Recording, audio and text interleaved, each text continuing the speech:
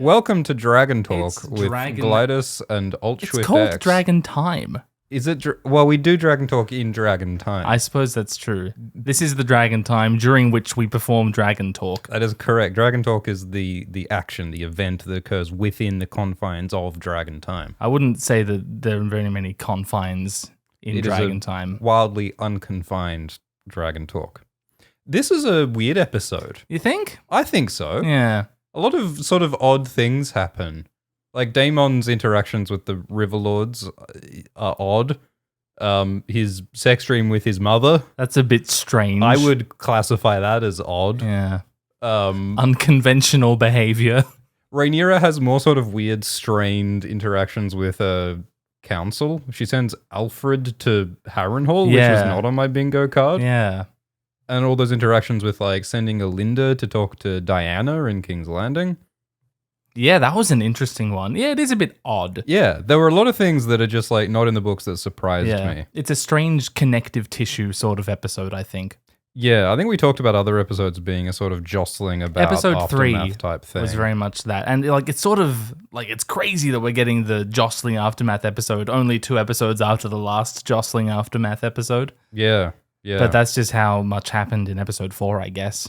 And we see Rhaena at the Eyrie Yeah, having a we sort meet of Jane. strained interaction with Jane. Nothing happens there, though. They have a little chat. It's just like, she's here now. And they could have given us a shot establishing that, oh, and by the way, not only is Rhaena at the Eyrie, but Yeah. also Joffrey Valerion and the Dragon Tyraxes, and also the Aegon and Viserys. little kids, Aegon and Viserys, and, and Stormcloud, and the eggs. are apparently also there, but only as a stopping point on the way to Pentos. Question mark. Except Pentos is a lot closer to Dragonstone than it is to the Eyrie. So why would you stop at the Eyrie on the way to Pentos? Like, that doesn't make any sense, does it? It's a little weird. It's quite weird. And I think it would be very confusing to casual viewers. My impression, and I might be mistaken, was that Rhaenyra was like, hey, Rhaena, take my kids to the Vale, and if you need to, take them to Pentos. I mean, Rhaenyra was pretty clear that her hope was that they would go Right. to Pentos with Reggio. But she was saying like, oh, write to Reggio and like ask if he'll accept Yeah. you. So I guess like they'll have to wait for a reply from Reggio. So she wants them. Whereas they just rocked up at the Eyrie with a light little baby dragon, like, hey, Jane, we're here with the dragon you wanted. Yeah, like I mean, she'd be so pissed. remember when like Rhaenyra sent Luke to Boros Baratheon, who she was pretty confident would be on her side because Boros is a relative of Rhaenys. And then she was blindsided and Boros was not on her side. How does she know the same thing won't happen to Jane Arryn? Especially when Rhaenyra is kind of stiffing Jane by giving her little baby dragons who are useless for Yeah, fighting. Jane Arryn has been shortchanged. Yes. So like it seems like a mistake to assume that Jane is a safeguard for Joffrey and Aegon and Viserys. She is handing Jane incredibly valuable hostages. Yeah. If Jane And wanted dragons. to. Yeah, if Jane wanted to, she could just say, okay, These are mine now. thanks for all these princes and dragons. I'm going to hand these to the Greens and get whatever I want in compensation. Or in true Vale fashion, I'm going to sit this war out, and by the end of it, I'll be the only one with dragons. Yeah, yeah. So yeah, huge trust in Jane, which not sure if that's warranted. I mean, maybe Rhaenyra should have said, oh, you know, all those times that me and my mother Emma and her relative Jane, we all had like tea and crumpets together and it was great. Cake And- and dragon back. And lemon cake, lemony lemon cakes. And that is why I trust Jane so much. I think that would be good. Yeah, just a little more hammering home Rhaenyra's Arryn connection. 'Cause Yeah. Rhaenyra's grandfather on her mother's side was an Arryn. Yeah. Yeah. So there were also some weird interactions with like Corlys and Baela and Rhaenyra. You know, everyone's grieving the death of Rhaenys. And we dropped some sort of interesting lore about how Daemon wanted to claim his mother's dragon, Meleys, but Daemon failed to claim Meleys, and then it was Rhaenys who claimed Meleys. Yeah, lots of fun. Meleys is a girl dragon. Only girls allowed, apparently. I mean, there's definitely a correlation between the gender of the riders and the gender of the dragon, isn't there? Yeah, well, as much as dragons appear to have / not have gender, Yeah, they are, quote, mutable as flame, according to Bath in the books. he has a way of putting things, doesn't he, that Bath? He's a poet. Yeah, I thought that was interesting that, like Daemon apparently experienced like rejection by his mother's dragon. And then in this episode, he has a sex dream about his mother telling him how great he is. It's sort of crazy how central Alyssa Targaryen is to this episode. Yeah. A character who's been dead for like 16 years before the first scene. It's wild, but it makes perfect sense because, well, of course Daemon has massive mummy issues. Duh. Like, of course. Like, that makes perfect sense to me. But, I mean, the lore nerd in me is outraged, though, at the depiction of Alyssa because one of Alyssa's defining cool characteristics in the books is that she has heterochromia. She has eyes of two different colors. Yeah, and, like, it is Daemon's vision of Alyssa, but he'd probably, like, steer into her awesome characteristics like that. Yeah. Although maybe it's viewed as a deformity for him, like being a Valyrian supremacist, so I don't know. Alyssa died when Daemon was like 2 or 3 or something. Yes. So I guess it makes sense that his dreams don't know what she really looked like. Yeah, and Alice says, isn't it a shame that you never met your mother really? Yeah, which is saying that I know that you were having a sex dream about your mother, and also maybe I caused you to have a sex dream of your mother. But I mean, Alyssa's eyes in the dream, they appear kind of black. Like, I sort of wondered if that was like a deliberate thing, because she's the dead, like Daemon is having sex with his dead mother in that dream is sort of what's happening. And I feel like the black eyes might be some deliberate spooky thing that they were doing. But I don't get why they had the opportunity to have Alyssa Targaryen recognizable with her distinct heterochromic cool eyes, and they chose not to do that. And I just don't understand why you would not do that. Why would you not do that? What does this franchise? What does HBO have against eye colors? Right? Yeah. I mean, I guess part of the issue is that they would probably not have found an actor with the heterochromic Heterochromia eyes. is a very rare condition. Yeah, so But they would contact have to lenses are a very common material. Yeah, it feels like a solvable problem. If you're going to spend millions of dollars on CGI dragons, like, why don't you just pay someone on Fiverr enough money to go in After Effects and change the eye color of the actor for one scene? HBO sending out a Fiverr contract. I assume that's how they do it.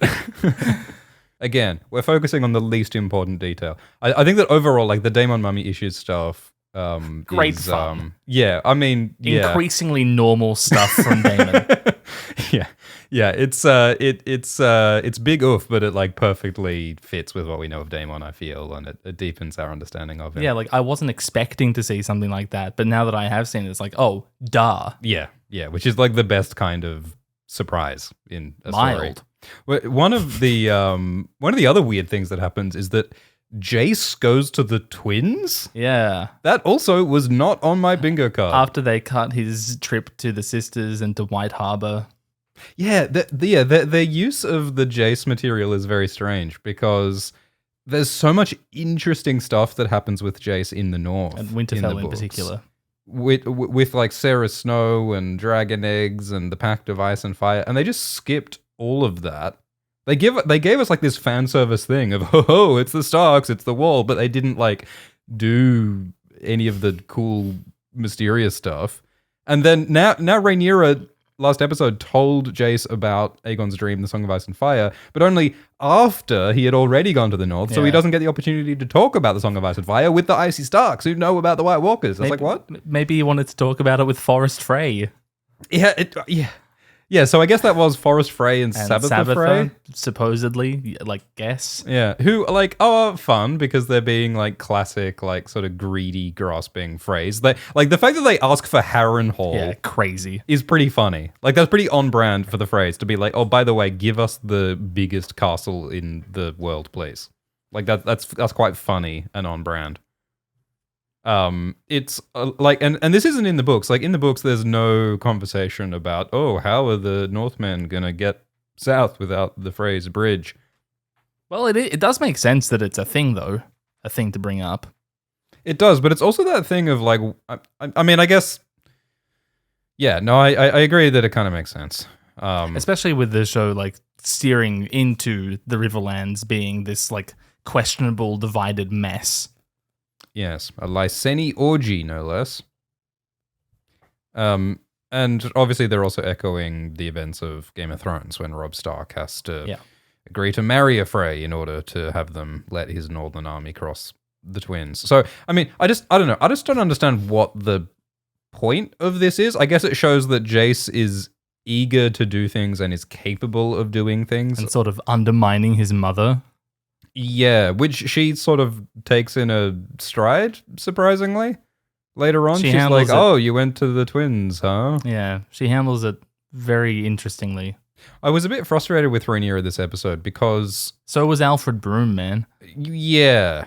Because, like, for the first 4 episodes... I mean, for, like, 5 or 6 episodes in a row now, Rhaenyra has been staunchly doing nothing in the hope of peace. And then at last episode, she was like, okay, I tried peace, it failed, so let's go to war. So I'm like, okay, here we go. Here, let's do it. Like, off we finally, go. Rhaenyra is going to be, like, keen to do things. But in this episode, she's not. She continues to not do things, and she continues to be frustrated. And it's like, well, it feels like that whole climactic conversation with Alicent and the climactic battle at Rook's Rest has not significantly changed Rhaenyra's perspective or behavior as yet, which is like, huh? Because in this episode, like, sure, the war is happening now. She understands that we're doing a dragon war. That's going to happen. But she's still doing this subterfuge stuff. She's sending Alfred to Harrenhal. She's sending Alinda back into King's Landing to, like, do question mark schemey things. Yeah. Instead of just like, we're sending dragons, we're doing war, let's have battles and fire and death. Yeah. This is what you have wrought upon us, Alicent and the Greens. Yeah. Yeah, and obviously in the books, Rhaenyra is much more fiery and keen for war than she is. Yeah, and I was hoping that conversation with Alicent was our like step into that, like our more reasonable, logical descent into Rhaenyra's fire. Yeah. But it doesn't appear to have done that yet. Yeah, not to mention the end of season 1 when Rhaenyra was looking furious and fiery about Luke's death, but then proceeded to not be furious or fiery for the following 5 episodes. Maybe it would have been interesting if Rhaenyra really was just like so eager to go into war, and then her council was like, whoa, you need, especially Rhaenys, was like, you need to not be that crazy about this. Yeah. Even last episode, they had an opportunity there, like when Rhaenys flew off to war. Like, it could have been cool if Rhaenyra was going, hey, Rhaenys, you totally need to go and burn those suckers. Like, in the episode, Rhaenyra was like, kind of like, oh, okay, I guess you can go, Rhaenys, that's fine. It'd be cooler if she was pressuring Rhaenys. And so she actually had some of that fire and desire to fight, which then turned out badly. And that would sort of explain Rhaenyra's her guilt hesitance. And restraint and hesitance in this episode, yeah. And you know, Rhaenyra does have a lot of good reasons to be hesitant because of the dragon situation. They've lost Melis, their biggest dragon. Yeah. And now Aemond appears to be in charge of the Greens, and that's not good for Rhaenyra. Yeah. Oh no, someone slightly less incompetent is now in charge of the Greens. Oh no. I enjoyed all of Alicent's frustrations with... Is she, like, even in the Greens anymore? Yeah, right? Yeah. Like, she is the Greens. Like, what made them the Greens was her wearing that dress, her asserting her own political power in King's Landing. Yeah. And now she's not even, like, a part of the faction anymore. She's completely excluded. And the moment when Aemond is chosen as regent instead of her is so wonderfully devastating. Because, like, all of her years of a marriage to Viserys, ruling the realm with Otto, raising these kids who are now defying her. And she's like, oh, that has earned me nothing. That has earned me no respect and no influence. And also maybe I went against my husband's dying words. And my best friend is probably going to die in this war that I played a role in prolonging. And also my son is a crispy barbecue McNugget, and my awful murderer son is in charge. Like, it's I'm on the wrong side. It's all for nothing and I'm trapped here. Let's hope Daeron is doing okay. I mean, why does Alicent not just go to Old Town at this point? What is she achieving being here? She should do an Otto. She doesn't have anything else. All she has is all of this stuff that she's been grasping for decades, right? But she doesn't have it anymore. Yeah, and that's why she has to... She's dealing with a lot. It's also so powerful and depressing. I think she wants to be here for her kids. I don't know, go on. But she rejected the hell out of Aegon last episode, and she has not had like a conversation with Aemond in a long time. She hates Aemond because she believes that Aemond killed Luke, and now she suspects Helena that he killed forgave Aegon. her, so fuck. Yeah, no, Alicent needs to like Xbox 360 and walk the hell out of here. She needs to go to Dragonstone. She needs to go to Dragonstone and Be a say, prisoner hey, for a bit. hey, like, I fucked up. I'm sorry. Let's be pals. Let's kill my children. Well, yeah. It's a tough one. It's a tough one. But I love seeing all of her, like, friends, quote unquote, betraying her one by one. Yeah, Laris and Kristen and her son Aemond. Yeah. Orwyle is the only one who even, like, vaguely stands up for Alicent in that scene. Yeah. Yeah, I thought that was funny. The people who Alicent thought cared about her were the ones who undermined her. And it's like Professor Neutral, Grand Maester Orwyle, who's like, no, she ruled the realm for like 8 years. Aren't we going to let her do it again? She was good at it. And of course, it comes down to gender because they're arguing that, well, this is wartime and we want to present a strong male regent, not a weak lady who doesn't know the ways of war. And which is exactly what happens on Rhaenyra's council as well. Yeah. It's that continuing thing of Alicent and Rhaenyra both face the same challenges, but they don't get to face them together. I thought it was funny, the thread on the Black Council where the Black Councilors and Alfred are saying that, Rhaenyra, you're a woman, you're of the gentler sex, and therefore you can't contribute to our conversations about war.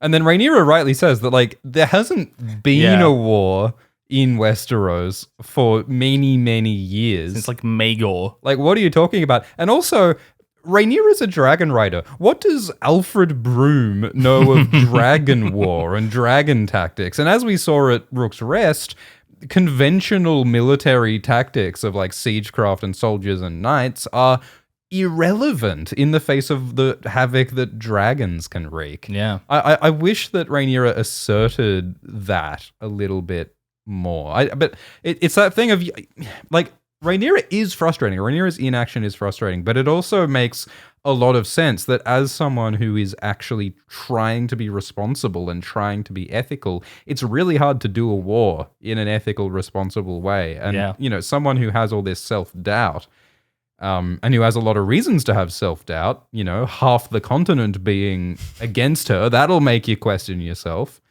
Unless you're Daemon. Yeah, exactly. The only people who thrive in this environment are the narcissists and the egomaniacs and the bloodthirsty lunatics like Daemon. I'm starting to think that war might be an inherently bad thing. No. It's fine if you're the good guys. Yes. Well, that was a funny thing about last episode when Rhaenyra did this circular logic where she was like, I wasn't sure if Aegon's dream about Targaryen destiny was true, but then I thought I need more of a justification for all of the people I'm going to burn in battle. So therefore, I do believe in Aegon's dream because that justifies the war I want to do. Thank God. Whew. This really problem solved. This really wonderful circular logic where she's just revealing her motivated reasoning, and it's like, oh, maybe prophecy's bad. Anyway, that was the last episode. All right, I think that was our brief run through summary zone. There's still so much to talk about, though. Oh yeah, no, we can and will get into the weeds and the underbrush in this one. I wasn't prepared for the underbrush. We're going right into the goddamn underbrush. Corlys Velaryon's underbrush. That's, oh my goodness. Do you think it matches the drapes? So Corlys is upset about the death of his wife Rhaenys. You would be? Oh, that's new. There's a statue of a guy on a horse. Not a seahorse, but a horse. When did he put that one in? That man is a horse. Is this another Ryan Condal hint towards me specifically? That looks a lot like you, Glidus. Does it? I think so. Oh, yeah. So Corlys... I'm taller than that. So Corlys is upset. I love how he describes High Tide as, like, haunted by ghosts. My castle is a tomb. Like, all the conversation... Like, remember when Eve Best flounced into this room in season 1? Yeah. Oh, that was such fun. Think of all the flouncing that Corlys is remembering right now. And now it's empty. There are ghosts here. You can feed ghosts' mouths with empty promises. Wife's dead, sons dead, daughters dead. It's bastard grandchildren who aren't my actual grandchildren dead. Rhaenyra is also having a bad one, and then we see that they're running out of food in King's Landing. Yeah, I think we see Kat shopping for oranges, and she picks the one that has mold on only half of it. Yeah. I mean, mold. I mean, penicillin is mold. It's actually It's good for you, actually. yeah. It's herbal. It's organic. And I mean that's partly due to Corlys's blockade. I mean, do you think Corlys feels a little bit guilty that innocent people are like facing starvation due to his blockade? We haven't seen any indication from Corlys that he considers that sort of stuff. Yeah, he I mean, Rhaenys is someone who seems to have a callous disregard for the lives of common people. Maybe Corlys also shares that view. So yeah, and we heard last episode that part of the reason why there's not a lot of food is because the bloody dragons are eating all the food. Yeah. How many people could be fed with the food that was being eaten by these dragons? Yeah, we saw in the scene in the throne room that Aegon is confiscating large parts of farmers' herds to feed his dragons. Aegon promised to give some goats back, Yeah. but he didn't. Luckily, dragons are dying now, so they'll be eating less food. Yeah. There's a really great bit where Hugh and some kid say that, oh, I thought the dragons were gods, but they're just meat. Yeah, Hugh says they're just meat. And then later in King's Landing, when the gates are shut, the small folk are clamoring for meat. We want meat. Yeah. So clearly this is foreshadowing that the small folk are going to eat Vhagar. I think we could see the small folk eating a dragon later in the show. Wouldn't that be amazing? I really think that could happen. I think that's what they're doing. I think that's what they're getting at. Talking about seizing the means of dragons. Seasoning the means of production. I don't know if you'd need to season dragon meat because, like, as we see here, Melis's head is smoking. Yeah, like it is made great. of fire and flesh. No, I would eat that. No, it's a real like eat the rich moment where the commoners are being exploited by the aristocracy, and when they don't get bread, they get unhappy. And it looks like Rhaenyra and Mysaria want to inflame that. Yeah, to Mysaria use the says that common folk. what's the line? To the starving or whatever it is, rumors are feed. Yeah. So they're going to, stoke revolution in the streets of King's Landing. I wonder how that's going to play out for Rhaenyra later down the line. Like she's actively undermining faith in the monarchy that she wants to like be in charge of. Yeah. Yeah, because it's just as tone deaf as Kristen marching through the streets with a dragon's head. yeah, because ultimately the Greens and the Blacks are the same family. So when they try to disparage each other and undermine each other's legitimacy, they're only reducing their own legitimacy. The mudslinging makes both sides look bad. The mud wrestling makes everyone dirty. It sure does. Even the victor is covered in filth. Which is a bad thing. I mean, one of the ongoing threads in the book Fire and Blood is this idea of Targaryen exceptionalism, that the Targaryens are godlike and they are above normal men. But all these things happen, like this current conflict, that make the common people increasingly realize, oh, maybe the Targaryens aren't better than us. Maybe they are just human and they're flawed and they're mortal. So why should we let these assholes rule us, especially when they're not providing us food? From the perspective of a common person in the streets of King's Landing, you look at the reigns of Aegon, Maegor, Jaehaerys, and maybe you could justifiably think that those people are gods. But now, like, it's reduced to petty family squabbling. And, there are common crimes being committed, like murder in the bed, inhuman in the other sense, not godlike, devil-like. Yeah. Men are devils and the Targaryens are men. Kristen and Egwene parade Melis's head through King's Landing. And I think it's really funny that they shout that Melis is a traitor dragon. Yeah, Melis betrayed us. Melis specifically. She made a choice. It's so funny because, like, I mean, in a way, the dragons are innocents as well because the dragons seem compelled to obey their riders. Sunfire in particular was very innocent. Yeah. He seemed like a good boy. And, Sunfire, Melis, Vhagar, like, they are apparently, presumably, all related. I mean, we learned previously that Syrax is apparently the mother of Daenerys's dragons. Apparently, it's up to our interpretation because Ryan Condal said that it's not for sure. Great, thanks for clarifying. But the director, Geeta Patel, said that it definitely is. So even the House of the Dragon house seems to not know who rules it. Eve Best last episode was saying that like Rhaenys knew that flying to Rook's Rest was a kamikaze mission that she probably wouldn't return from, which I think is like definitely untrue in the context at least of that council scene. Like, why would Rhaenys think that she was going to die when they weren't anticipating dragons? And if they were anticipating dragons... Why wouldn't they have sent more dragons or not sent any dragons? It's always that, like, death of the author thing is, like, it is something that an actor says off scene. Are interviews, like, canonically meaningful? I'd like to think no. But if Eve Best wanted to play that scene as though she knew Rhaenys was going to die, then I think that's perfectly fine. Like, if Rhaenys was like, I'm flying into battle, I might die, that's fine. I think. Yeah. So, the traitor dragon Melis. So, Kristen and Gwaine drag Melis' head through the streets of King's Landing, and Kristen's like, I thought that they'd like this. Do you think Kristen might be a little bit out of touch with how people feel? Why don't they like me? I really like, I mean, Kristen is like totally shell-shocked this episode. Like, this man is like 100% struggling with PTSD. I mean, he also may have suffered some like... It's not even post-trauma stress disorder. It's like current trauma stress disorder, right? I mean, he still hasn't got over his like prior trauma from like breaking his oath and the stress of years and years and his guilt over his murders. Like this guy, it's just weight upon weight upon weight. This guy was on the verge of committing suicide until the lady in a cute dress told him, wait, no, I can use you politically. Yeah, and now that lady in the cute dress is being like increasingly accusatory and he's trapped between her and Aemon. And he has personally made her less politically powerful. Yeah, no, he's really not a guy who should be trusted with any decisions at this point, but he's at the head of a powerful army, so... That's what we're dealing with. He's also he's in charge of the government. Oh yeah, also he's the prime minister. Like, it's wild. I love this so much. He's so out of touch with himself, with everyone. We got Darkland Staunton banners back there as well. Yeah, so apparently the Stauntons have also joined the bent. Darklands, Stokeworths, and Rosbys in the army. They are increasingly taking over the Crown lands. Yeah, so I just noticed that.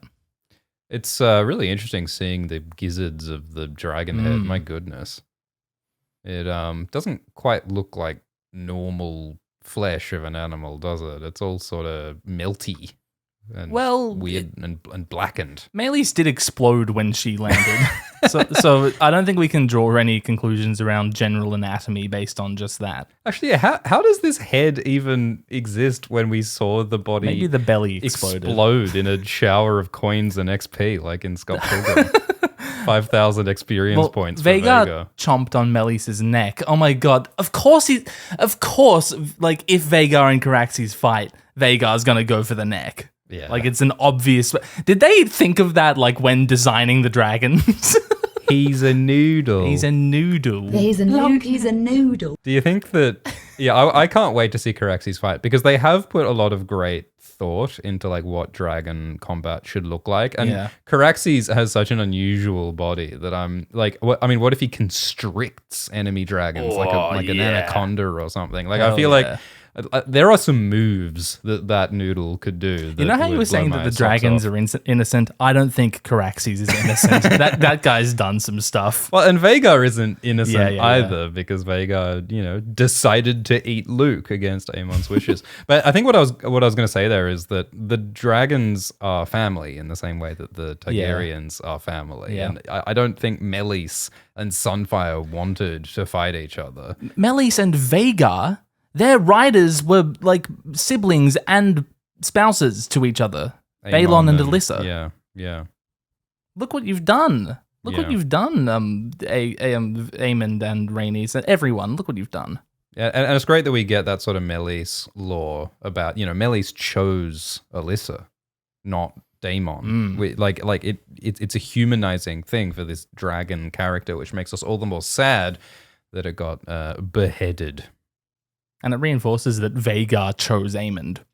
Yeah. What did Vhagar see in Aemond that she liked? So the small folk are amazed that a dragon has been killed. I don't think a dragon's been killed since Quicksilver, right? Since Maegor fought young Aegon. Yeah, I think so. It's been a long-ass time. I mean, Balerion died of old age. Yeah, but he wasn't killed. At some point after that, yeah. So they've really made a mistake in teaching the small folk that the Targaryens and the dragons are killable, are fallible. Yeah. I mean, Arrax was killed, but no one saw that. Like, that body was not paraded through the streets. And they hadn't like seen Arax a whole lot, I'm imagining. They say that King Aegon killed Melis, which is quite funny. Yeah. Like, what are they implying? That Aegon pulled out Blackfire and just sawed through Melis's head like this or something? I think the implication is that Aegon and Sunfire killed Melis. Well, yeah.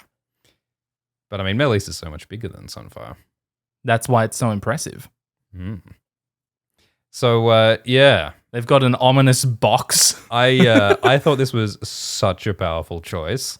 Like, not showing us Aegon's condition for a while and just keeping him in this ominous box. It's like, oh my god, like they're showing off the dragon head, but they're hiding the king in the box, which is like, what is in there? I mean, Gwaine says, well, that was if you're calling that a victory, it was a fucking weird victory because, you know, sure, we're parading the dragon we slew, and we're also carrying the king who looks like he might die soon. Yeah.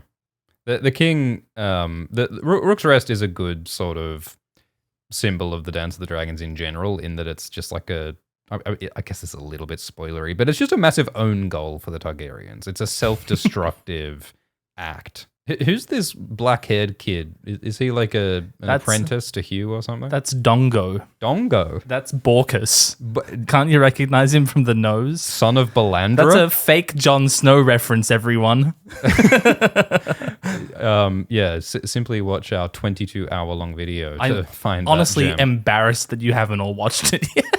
If you haven't watched the 22-hour fake Jon Snow, are you even a do real that fan? now. Pause this video. Watch that real quick. Maybe twice. I think it's better on the second view. If you've watched the fake Jon Snow more than twice, put your hand up now. And the prize is the opportunity to watch the fake Jon Snow a third time. Lucky you. It looks as though Melis's teeth are black. Which... Does Dragonfire blacken things?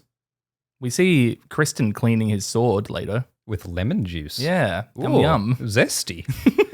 I actually love that detail.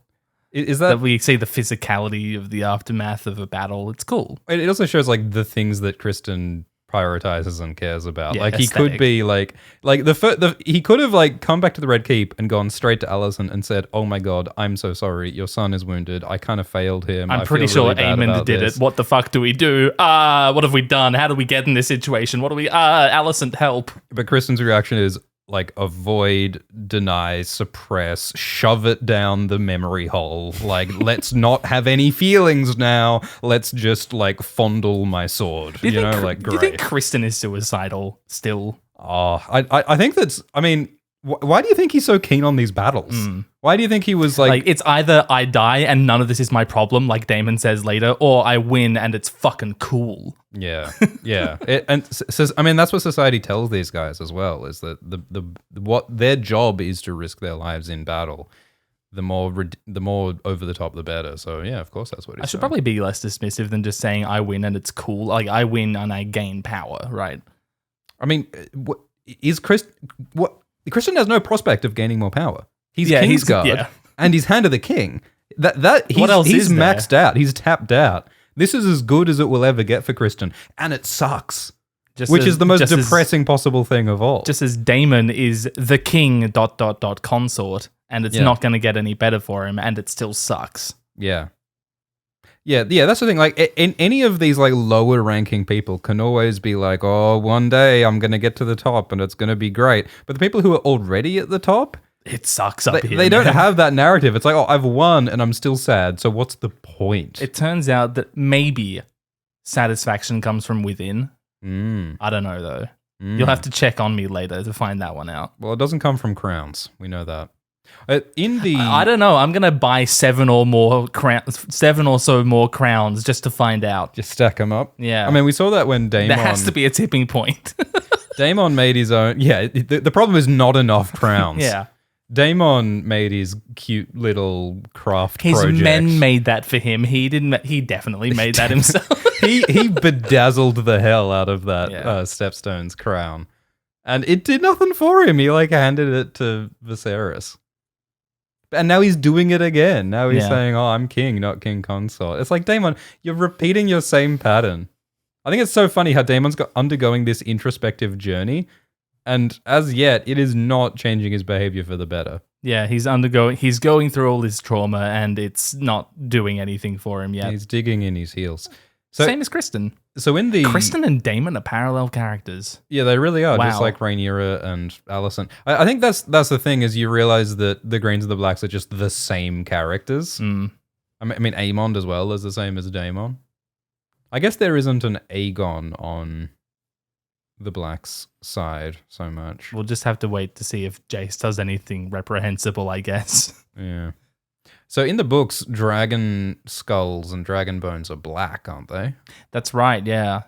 So I was and like, teeth are part of the skeleton. yeah. So I thought, ooh, they're doing well, there's also a dragon skull on Dragonstone Yeah. that looks kind of dark. We've never got a close-up on it, though. It doesn't, like in the Game of Thrones show, we see these like bone white dragon skulls. But I guess in Hot D, they're doing like darker color. Which Isn't Balerian's skull in the King's Landing chambers black or dark grey I think it's dark. in House of the Dragon? Yeah, which symbolizes to me how Hot D sort of merges Game of Thrones lore with book lore. Like the Iron Throne itself. Yeah, like they always try to do like a 50-50 compromise between Game of Thrones and the Ice and Fire books, which is sometimes inelegant or awkward, I feel, but sometimes does work. I mean, it's kind of like pick a lane sometimes. I don't know. But I mean, I like how they're trying to acknowledge book lore when they can. See, the rat catcher's still hanging there. Yeah, my Good lord. God. How long's it been? Imagine the smell. Well, yeah, we see Alicent pinching her nose later as she's walking past. She's like, oh my fucking God, it reeks out here. So, Alicent sees Aemond returned from Rook's Rest and notices that he's wearing Aegon's dagger. That's Peter's dagger. Peter's dagger. Yeah, Peter Baelish's dagger. I believe it's called the Cat's Paws dagger. That's right, of course. We see later that Rhaenyra is reading Valyrian script. She's reading the Valyrian glyphs. Yeah, And we know that Aegon had his dream carved into this dagger. yeah. Can Aemond read Valyrian glyphs? And has he read the dagger? Does he know Aegon's prophecy? At the end of last episode, the dagger was lying next to the smoking body of Sunfire and Aegon. And I've seen fans speculate that maybe those fires heated up the dagger and made the glyphs visible. And maybe Aemond saw the glyphs. That's cool. Yeah, but by the time that we see Aemond holding the dagger is no longer like glowing red and the glyphs aren't visible. So it is possible. We could speculate that maybe he saw it and he knows. It sounds like a bit of a reach. Yeah, I don't think that Aemond does know, because I think that it would be a big deal if he knew, and I think that it would change his behavior if he knew, and I think that it's way more interesting if he tragically does not know. Like, maybe he will find out later. Maybe once this war progresses further, Aemond will see the glyphs and go, oh, maybe I should be prioritizing unity. Because, like, Aemond, as much as anyone in this story, would care about that shit. Like, because even as a kid, he was going on about duty and, like, Valyrian ancestry and following, upholding that legacy. But he would care, and it's a goddamn shame that no one ever told him. If Viserys told him... All of his kids, gather around, children, and let me tell you a dream my great-great-grandpappy had. Tell you a story all about how we took over this continent because of Frosty Darth Maul. I think from Aemon's perspective, though, unity for the realm means him conquering the realm. Yeah. So if he were to know about Aegon's prophecy, it wouldn't really change his immediate motives. I don't see him going over and apologizing to the Blacks and singing Kumbaya anytime soon, but I think that it would affect him. And so I really like this shot where Alicent is like, What's in that ominous box? yeah, something's in a box. And I can't see Aegon anywhere, and Aemon's wearing the dagger. What the fuck went down there? But it's interesting that Alicent doesn't even ask Aemond. She's already made up her mind. Yeah, it's so sad. She knows what happened. Communication apparently just no longer happens between Alicent and Aemond, which is like, and it sucks because so much of it is based on misunderstanding. Like, Alicent wrongly believes that Aemond deliberately killed Luke, Because apparently Aemond has taken responsibility for that. Which, by the way, I wish we saw that on screen. Yeah. It's pretty lame because it's really important. Like, it is the breakdown of Alicent's relationship with her son, and we never got to see it on screen. It's also, a large point of Aemon's internal strife is that he does regret it, but he can't express that he regrets it to anyone other than the sex worker he's been hanging out with. And we got like that scene where Aemond was complaining to Kristen that like, oh, Alicent blames me for everything, but it's not all my fault. And they've really tiptoed around that, and I wish they show. I mean, maybe we'll get there. Yeah, surely now that Aegon is crispy, there will be more interactions between Alicent and the Regent Aemond. Hopefully, I hope that they explore that relationship because it's really important. We're seeing how like incredibly frustrated Alicent is. Yeah. So that has to be building to a tipping point. Yeah, and isolated. Yeah, so they carry the king in a box. This is the one time that Aegon tried to do something. Yeah. And he gets carried home in a box. It's not a great innings for King Aegon Targaryen. We see Blackfire being carried out of the box as well. Blackfire being made of Valyrian steel, the dagger being made of Valyrian steel, Aegon's armor being made of Valyrian steel, and later on, Orwyle sort of attributes Aegon's survival to the armor being made of Valyrian steel. In the book, Aegon's armor sort of melts into his flesh. Yeah. Which is fucking epic. Like, it's so... That's a word for it. Mega cool of him. Wow, I hope that happens to me someday. I'm so jealous. Sort of. But in the book, it's also specified that when Aegon the Conqueror is cremated by Vhagar's dragonfire, Blackfire is undamaged because even Dragonflame can't melt Valyrian steel. Even Balerion's fire? Goddamn. I don't know about Balerions. But Vhagar specifically did not melt Blackfire. So Dragonfire can't melt Valyrian steel beams. Confirmed. We also see here that Aegon's armor hasn't really melted into his flesh. Maybe we'll be more specific about that later in other episodes. But yeah, I just thought that was interesting. There's cool symbolism to it in that, like, Aegon's crown, Aegon's sword, Aegon's blade, Aegon's armor, all of that is true steel. All of that is indestructible. All of that is legit. Yeah. The only part that is not legit and strong is Aegon himself. Yeah. That's the vulnerable, shitty, unworthy bit, and that's what burns. Yeah, Aegon has all the trappings of a true Valyrian dragon lord. But he's not worthy of it himself. Alicent notices the Silent Sisters there, and that's when she's like, is Aegon going to die? Is my son dead? Because they are death priestesses and mortuary people who hover about like vultures, indicating that death looms close. Neat. Very neat. Orwyle's like, can you please back off? We have to do our shit. I feel like Orwyle is probably like the best hope that Aegon could possibly have of not dying, because Orwyle seems to be an unusually competent healer. I hypothesize that Orwyle personally kept Viserys alive, like he extended his lifespan by at least 15 years. Yeah. Aegon is looking very Anakin Skywalker, very like proto-Darth Vader here. Do you think they'll make him like a Valyrian steel cybernetic robot body so that he can like, bzz, bzz, I want more wine, you know? I think that's exactly what's going to happen. I think you've hit the nail on the head there. I think all the other theorists need to move over because there's a new king in town. Hell yeah. And he's wearing a fucking Valyrian steel robot suit. Aemond, so high, Ras. Take me to the street of silk. I want to get my fuck on. Your Grace, we need to replace your batteries. You know that sex bot in BoJack Horseman that Todd built? He's got like the dildo attachment, and that's what I'm imagining. They're gonna make it. Aegon the Dragon Cock is finally gonna get a Valyrian steel dildo.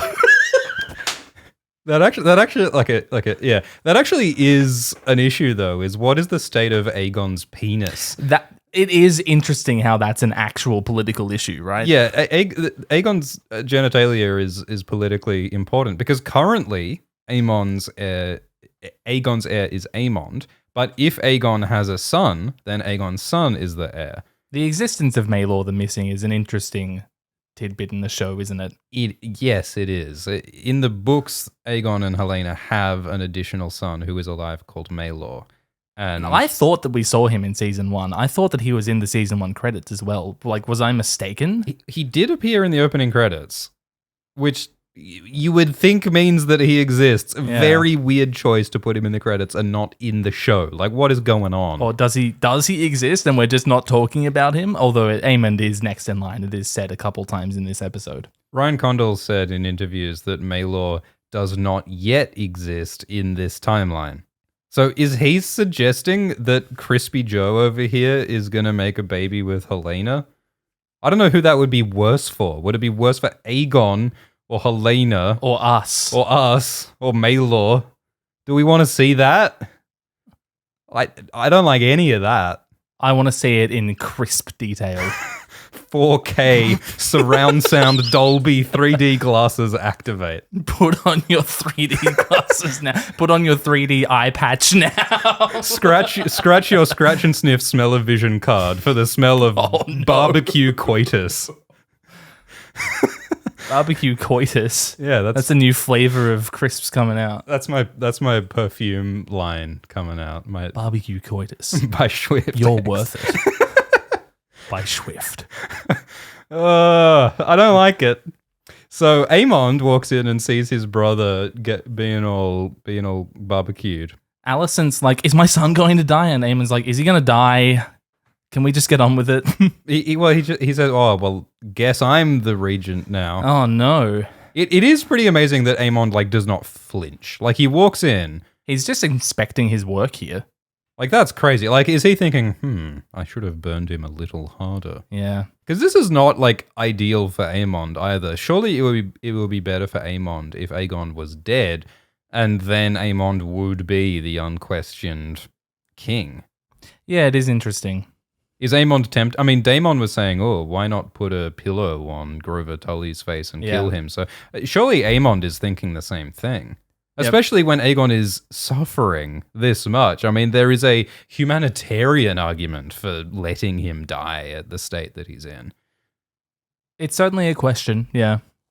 Certainly is a question. But he's surrounded by maesters all the time at the moment, so... Yeah.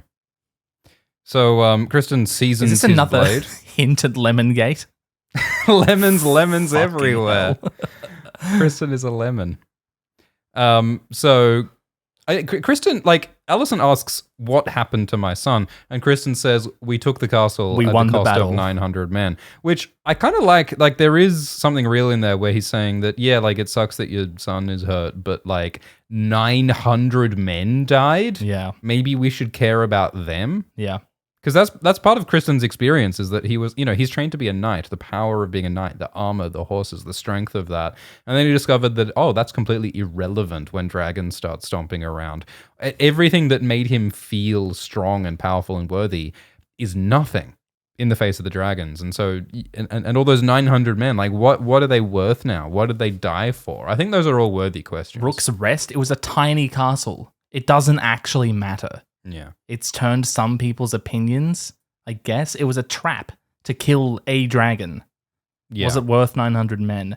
I'm pretty sure at the start of the battle, we heard the Stauntons say that Kristen's host is like 1,400, 1,500 men. Yeah. That's more than 50% casualties. That's ridiculous. Yeah. That's crazy. And how many of those soldiers died from fighting each other, and how many of the soldiers were just squashed randomly by their own dragon? Yeah. Kristen says Sunfire was long in the dying. That implies that Sunfire is dead, no? It implies that Kristen is expecting Sunfire to die soon. He left a meager garrison to protect Rook's Rest and the King's Sunfire. Dragon. Sunfire was long in the dying. So yeah, he expects Sunfire to die. Yeah. I mean, you saw him at the end of the episode. Yeah, he didn't look great. Oh, Aegon's going to be like so upset that Sunfire has been mortally wounded and it is probably dying. Sunfire seems like the one thing that Aegon liked and the one thing that liked Aegon. And now it's dead or dying. Just as Aegon is. So Alicent says, "Hey Kristen, lover boy, one person who I trust, keeper of my secrets. Did my son attack my other son?" And Kristen, who is like the one person who should be able to talk straight with Alicent, I says don't know. nothing. I don't know. I didn't say. I was looking. I was looking at my feet. And Kristen, in fairness, is in like a shockingly difficult situation because, you know, not only is he guilty for failing to protect his king, not only is Kristen's plan the reason why Aegon, his king, is badly wounded, but also Kristen feels loyalty to Aemond because Aemond has been plotting canny schemes with Aemond, and like he is now the regent, and Kristen must serve and protect the regent. And I think that, you know, Kristen, despite the fact that they're lovers, I think Kristen resents Alicent in a similar way to how he resents Rhaenyra, because as much as part of him may enjoy the forbidden sex, he also is breaking his oath, and part of him feels bad about that. And, you know, she is the queen, and he is obliged to obey her, and so, like, he said that he didn't want to be the whore to the queen. Yeah. I think that... And he asked Alicent to kill him. Yeah. When they first had that conversation in episode 5. Yeah, I think that Kristen feels used in some sense. So it's a really complicated bouquet of resentments that Kristen is feeling, which is why he fails to talk to Alicent. And this is much like in the previous episode when Alicent was saying, Orwyle, hey, Orwyle, buddy, guy, can you talk straight with me? Can you tell me what Viserys wanted? And Orwyle also said, I could not say, I do not know. So people continue to gaslight Alicent, you know? Like, the people who should be open to her are saying, like, I don't know. I don't want to be involved. I'm just the Grand Maester. I'm just the hand of the king. I'm and just the a Lord little Commander of guy. I don't Kingsguard." know anything. Yeah. Don't come to me. God, isn't there someone more important than me you could be talking to? You're the hand of the king. So, of course, Alicent is going mad. So Rhaenyra is upset that Princess Rhaenys, who is like one of her best mentors, one of her best advisors, one of her most powerful military assets, is dead. You would be. Rhaenyra must be thinking, if I insisted on coming with Rhaenys, maybe Vhagar would be dead and the war would be over. Yeah, but maybe I would also be dead and the war would be over. Well, wouldn't that be good one way or another? If If they just sorted this like mano-a-mano, like single combat, those 900 men might not have to be dead, you know? Yeah, that's never really brought into question, though, in this episode. Like, why didn't we send more dragons? Like, what's the point of sending just one? I guess it leaves the castle undefended. I don't know. The fact is that the dragons matter more than the castle does. If all the black dragons stuck together, they could defeat anything. Yeah. Who cares if Dragonstone gets glassed? As long as they stick together and they can kill Vhagar together. I haven't finished all of my thesis on dragon maths yet. But I'm pretty sure even if it's Targaryen plus Sunfire plus Vhagar plus Dreamfire somehow, Caraxes, Meleys, Syrax, Vermax, if you can get a rider on Vermithor, you win instantly. Yeah, I mean, it is good that they start talking about the unclaimed dragons. Yeah, that's how this episode ends. Because they truly are the key. And they did talk about them a bit in season 1, but it's good that they're finally talking about them now because Vermithor and Silverwing are like the key to the war because they're the biggest dragons. Yeah, and I think it does make sense that it's become like a much more important thing now that Meleys is dead. Yeah.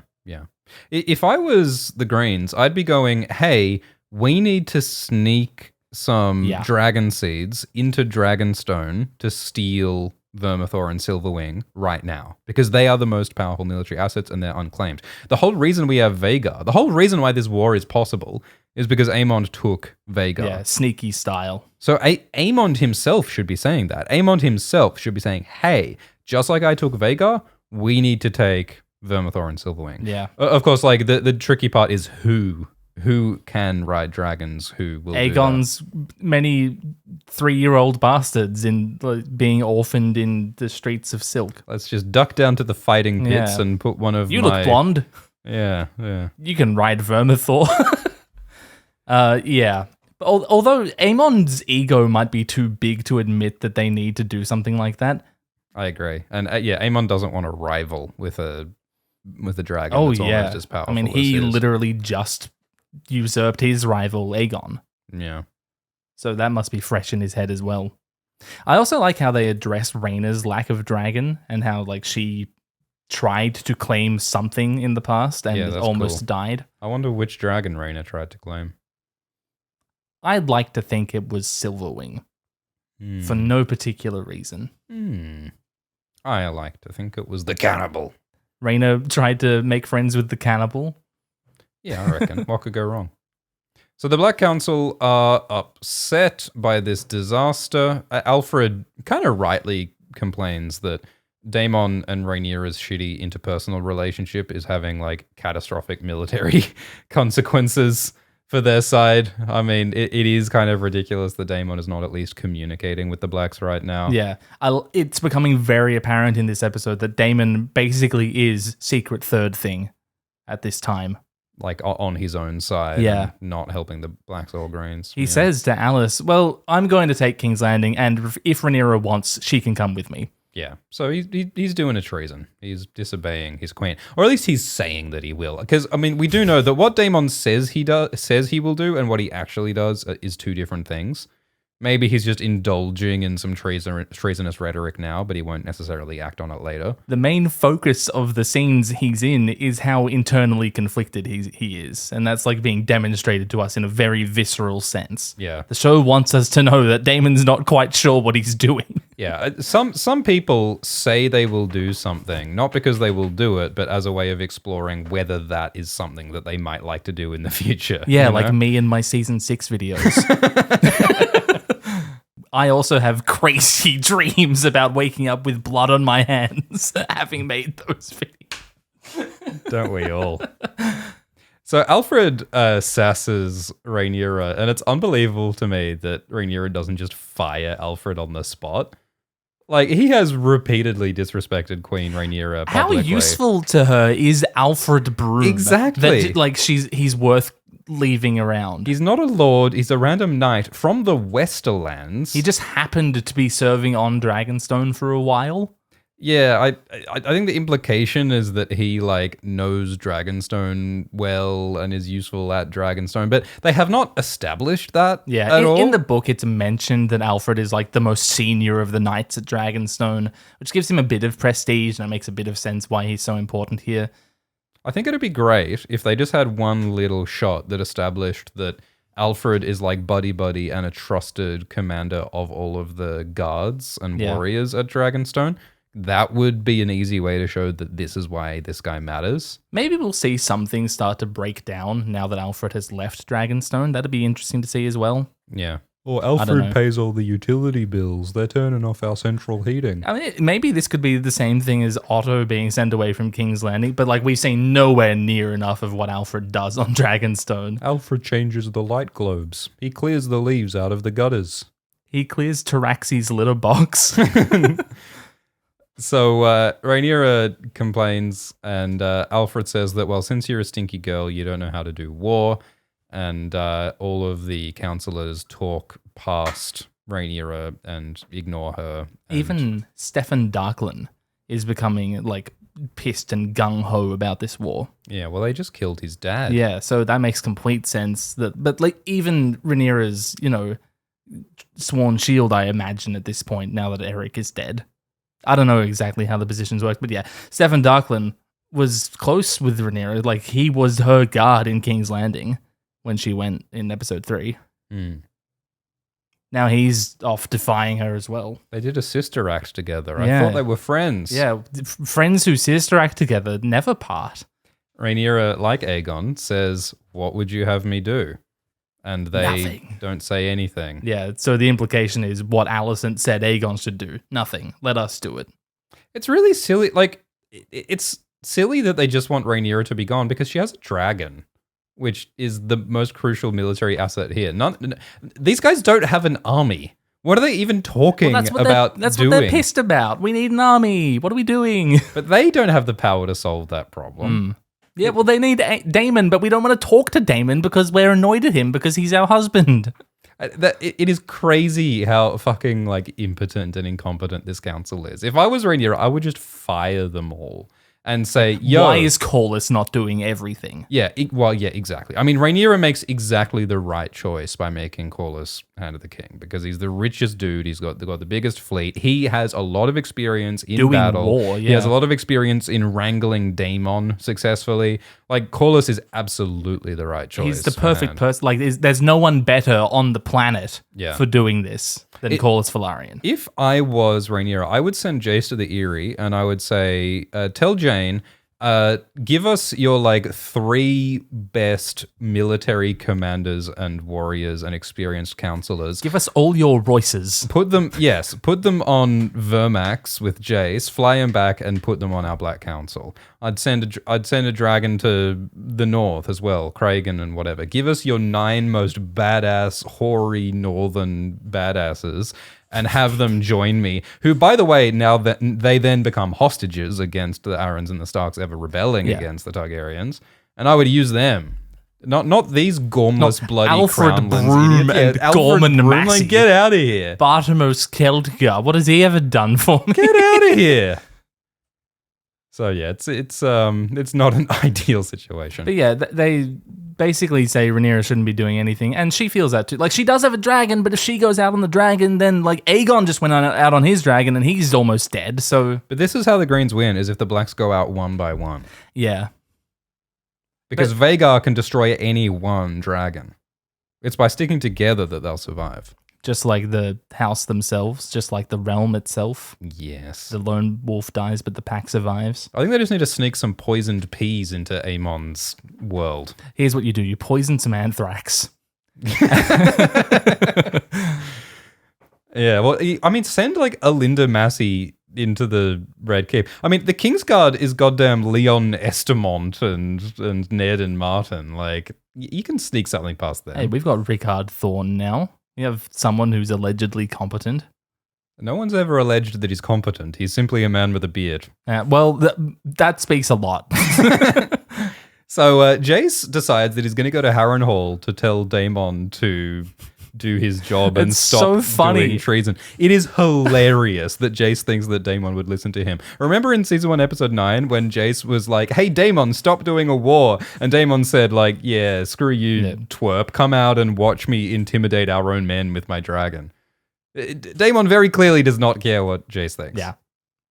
It's ludicrous. I mean, it's also very cute that Jace is trying to stand up for his mom. It is against her own husband. Yeah. Yeah. I mean, yeah, it's a really awkward, stepfather. You know, he's growing up, he's trying to assert himself as a man, but he's got this awful stepdad who is screwing around on his mum. And it's like, that is an awful situation for a young man to be in. But it's also hilarious to think that Daemon would listen. And he's come to Daemon's daughter to talk to her about it's also fucking messy beyond belief. Yeah, complex family dynamics here. Something I'm happy about with this season is that Baela is now a character. Yeah. That's good. Yeah. She does things. She's on Moondancer. And it seems like they have like an increasingly like close, trusting relationship. Although Baela only finds out Jace is leaving because he happens to walk past her in the hallway, which is like, huh. And so Baela successfully convinces Jace not to do this stupid thing. I mean, going off on his own would be such a bad idea with Vhagar out springing ambushes on Dragon Riders. I mean, it is a bad idea, and he does do it. He does go out alone. Yeah, he goes to the twins instead of Harrenhal, but he still goes alone. And Sunfire is somewhere doing he doesn't know. Yeah, Sunfire is still potentially a threat. They don't even know if that's true what happened to Sunfire. Yeah. And yeah, they do talk about how, it might be a while before the Northmen arrive, because like the North is like the size of the rest of Westeros again, and it takes a lot of time to rally them, and it takes a lot of time for them to march, and winter is coming, so it's like, seems a bit premature to be trying to sort the phrase, but whatever. So yeah, so Baela convinces Jace not to do a super stupid thing and instead only do a slightly less stupid thing. Do a mildly stupid thing. Which sometimes that is the best you can do when you're talking to your fiancé. Convince them to do the less stupid thing. I think that's what relationships are all about. guiding people away from the stupidest thing. Compromising between your two stupid ideas to find a middle ground stupid. So then, Daemon Targaryen in the Riverlands confronts the Brackens, Lord Amos Bracken. With his noodle. He's a noodle. He's a noodle. We're imitating Thea Saban in a That video. hilarious Wired video. Yeah.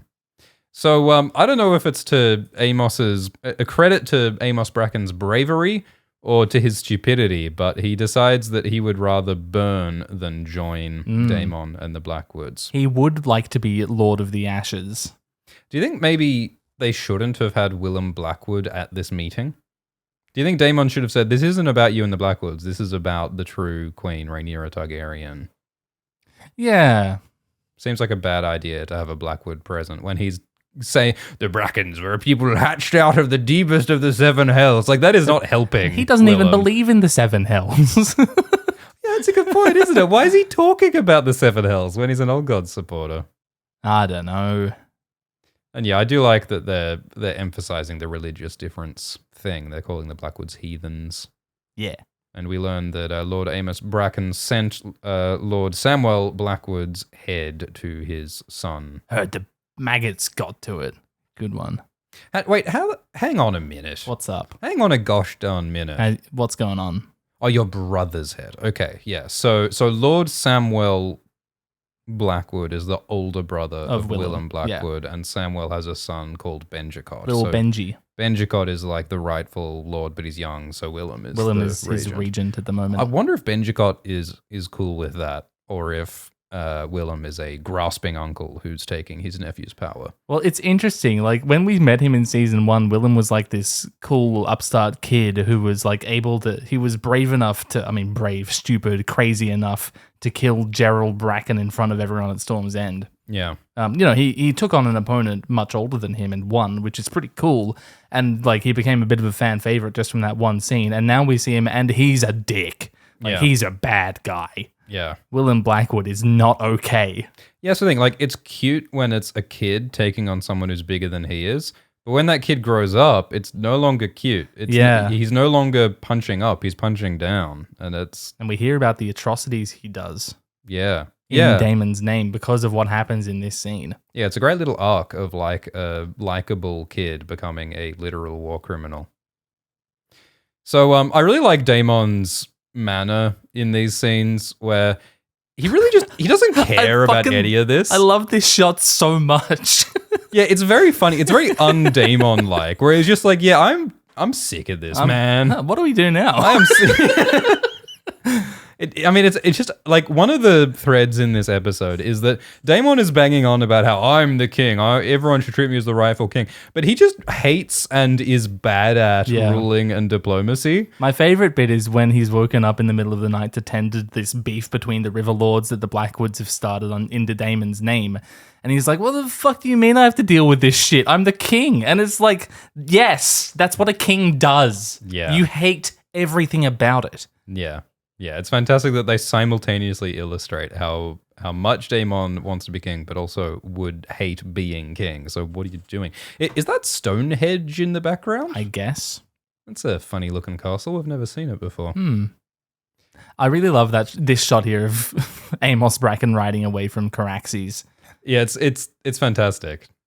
It's fantastic. At first I thought the implication was that Daemon did burn the Brackens, but no, he did not. You sure get the sense that Caraxes wants to, though. Oh, yeah. Caraxes is ready to do some non-innocent things. He sure, at all times he is. But Daemon sends Willem off to do those non-innocent things instead.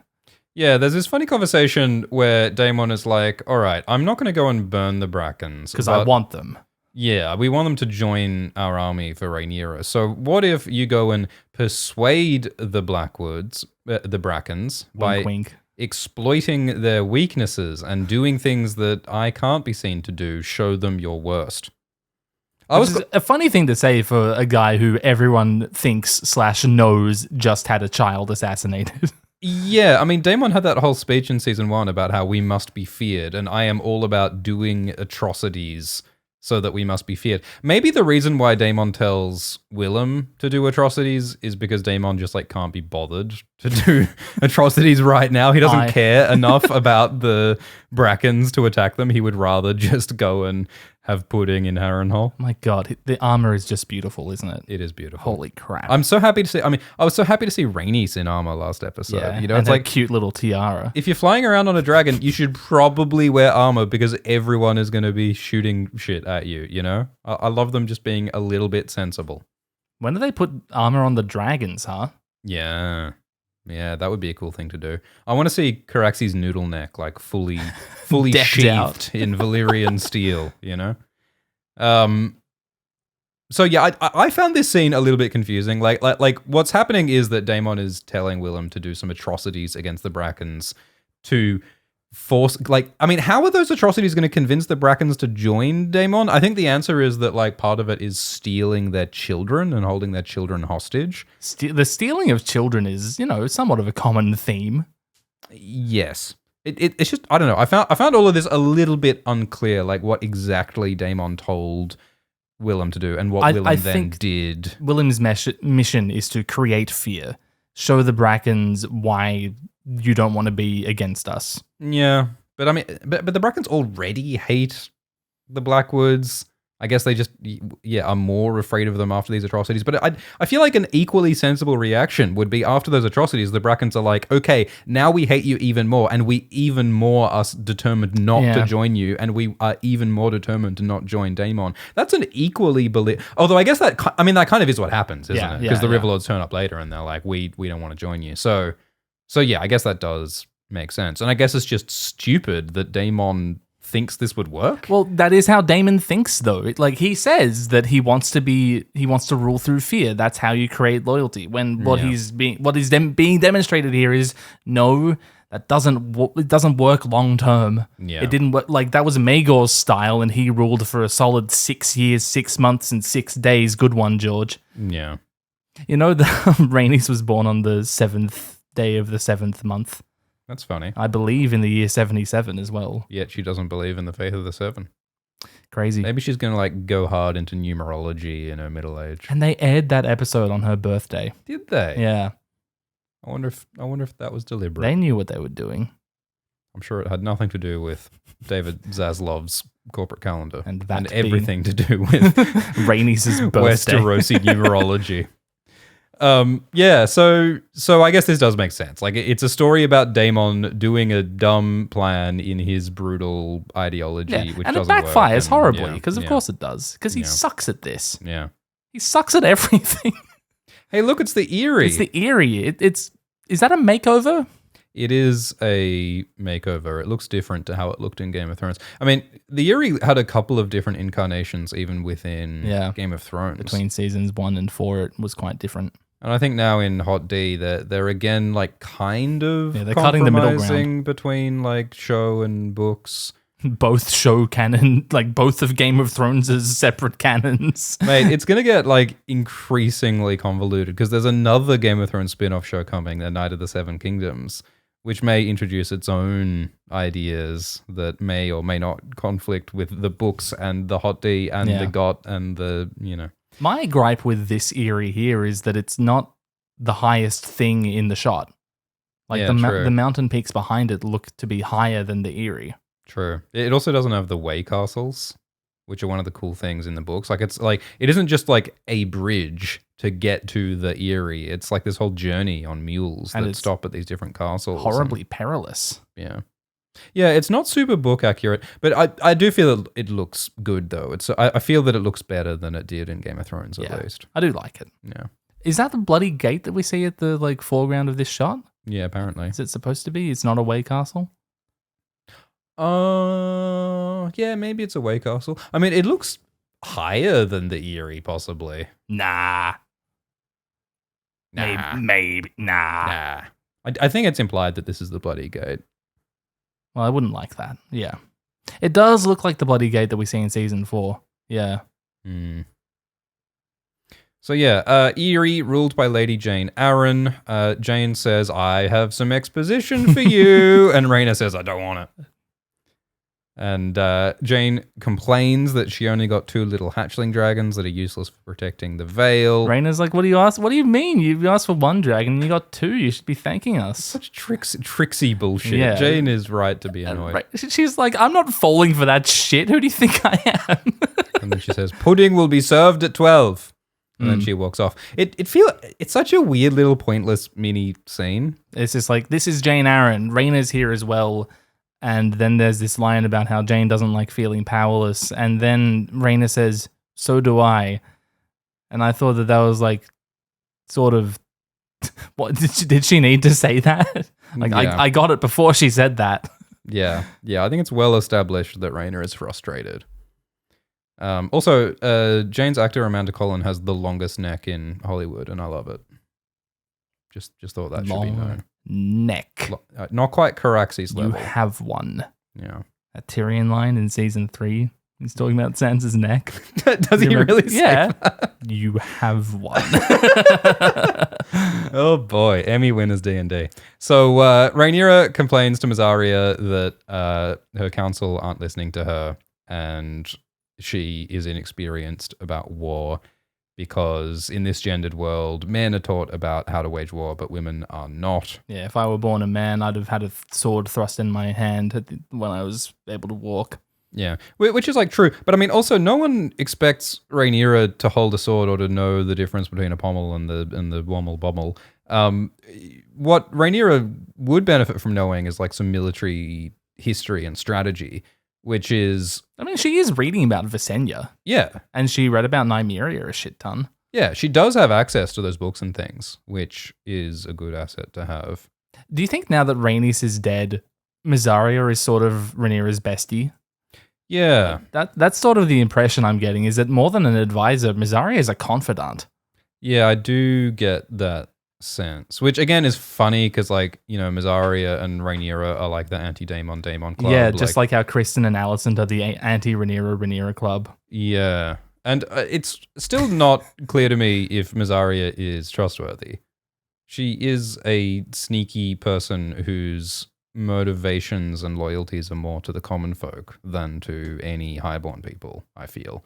Like, Mysaria learned a lesson from Daemon, which is don't trust blonde idiots. Yeah. So is Mysaria really trusting and loyal to Rhaenyra, or is this just another stepping stone to her ultimate goals, you know? I don't know if Rhaenyra should trust Mysaria. Well, like, to serve her own ends, yeah, but like from a me perspective, I think it's great that Rhaenyra has someone advocating for the little person, the little people. Yeah, I think it's good for the realm. I don't know if it's good for Rhaenyra. Yeah. And Rhaenyra talks about how her situation is unprecedented. There's never been a female ruler of Westeros. Yeah. There's never been a civil war of this scale in Westeros among Targaryens. So I guess in that sense, you know, even the histories can't help her here. Yeah, true. And it sort of also reminds me that when Daemon's talking about being the king consort / king / your grace / I will conquer the Iron Throne myself, there's never been a king consort. Yeah. Like, this is all unprecedented. We're making this up. Yeah. All of these institutions are made up, and we are actively making them up right now. Yeah, we've gone off script. And yeah, I mean, yeah, But the script was made up to begin with as well. That didn't matter either. Yeah. That's the thing. Like, once a made-up convention has been followed for long enough, it becomes reality. Yeah. And they're in this this powerful, potent, mutable reality where new conventions can be made up. And whoever more forcefully asserts this new reality With their dragons. It'll stay that way, yeah, potentially.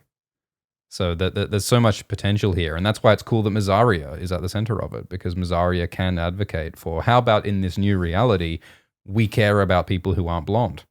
That would be cool. And also, Rhaenyra stares at the dragon skull.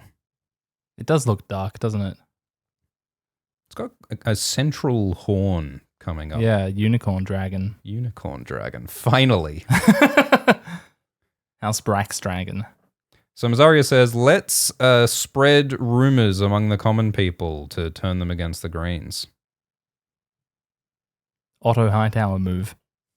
Mm. To the discontented, rumors are feed. Let them feast on gossip. Let them eat gossip. Yummy, yummy. Let them eat the tea. Yeah, it's funny. It's funny, like Rhaenyra was just saying, I must fight or die. And now she's saying, let's tell Alinda to tell peasants that the Greens are meanies. It's like, that's our move right now. Yeah, like, are we still doing this subterfuge? Are we still playing the war of diplomacy? Are we still doing all this? Dragons are killing each other currently. Yeah, that is happening. That's where we are. I want to see Rhaenyra at least suggest, hey, let's get Cyrax and Colcaraxes and Vermax, and let's maybe see if Sea Smoke is interested, and let's go glass the Red Cape. like let's at least float that idea, and then have someone say, this is why we can't How do are that. we feeling about melting King's Landing? Yeah, just as an idea. How about Jason Lannister is gathering an army in the west, and all the dragons appear to be in King's Landing or Old Town? Let's just go to wherever that's happening and kill a couple thousand men. Well, yeah. I mean, that is Melt actually a couple castles in the west. Yeah, I mean, as evil as that is, it's a great option strategically because, like, yes, going to King's Landing is dangerous because Vhagar could eat them. But if they just send all their dragons to Casterly Rock and just melt all the entrances till the Lannisters die, and then, you know, go by bloody Old Town and High Garden and just eat any lord who doesn't submit. What are they going to do? Yeah, what are the Greens going to do? Is Vhagar just going to trail them? Like, what's that going to do? Yeah, and they established that Cyrax is faster than Vhagar. It seems as though most dragons are faster than Vhagar, so they can probably just out-sprint him. Vhagar's just going to be tired and going to have to rest at one point. Yeah. They could run laps How long around is there. this ambushing people move going to work, Aemond? Yeah, how many times in a row is a mountain-sized lizard going to sneak critical attack all of these other dragons? So Rhaenyra talks to Baela about the death of her grandma, Rhaenys. And we talked about how Rhaenys claimed Melis when Daemon wanted Melis, which is pretty cool. The fastest beast ever known. Have you ever seen a cheetah? Have you ever seen a peregrine falcon? Isn't that the fastest bird? Yeah. Yeah. Yeah. It dives, I believe, past the speed of sound. My It's goodness. fucked up. I like how Rhaenyra acknowledges that Rhaenys did not like Rhaenyra. Do you think that might be because you pretended to murder her son, Rhaenyra? That may have a small part. To me, it is ludicrous that they never, had more conversations about that. To me, it's ludicrous. Rhaenyra is asking Corlys to be her hand of the queen, and Corlys still apparently believes that Rhaenyra murdered his son. Yeah, when is that going to come up? Why have they not talked about that? Also, you know what else is crazy to me is that, they paraded the head of Melis through King's Landing. They needed to have one of the peasants say, "Oi, that there lizard stepped on me gran at the dragon pit last true. season. I recognise that lizard. Yeah, where are the people saying, good? My cousin Ken got ate by that dragon just not 2 weeks ago." People exaggerating what happened as well. I saw everyone died. I was there and everyone died. That dragon ate 5,000 children at the dragon pit. That was a missed opportunity, right? Yeah. It's another thing that's weird to me. Are they going to address it later? Or are they just going to ignore the fact that Melis killed all those civilians? And also the fact that the Valerians think that Rhaenyra killed Laenor. They have not adequately addressed either of those things, and So- I don't know why they haven't. In this episode, Corlys seems to accept Rhaenyra's offer of the handship, Yeah. but he doesn't show up yet. So Yeah. if it doesn't come up next episode, I will be more pissed. Yeah. I'll be more annoyed about that. Yeah, presumably there's got to be more interactions with Corlys. And there aren't all that many episodes left. There's only 3 more episodes. 3 more episodes of season after 2. this one. The whole structure of the season is surprising to me. I am surprised by how slow it is. Supposedly they're going to finish this in 3 or 4 or 5 seasons. I don't know what the plan is currently. The next seasons can't be only 8 episodes.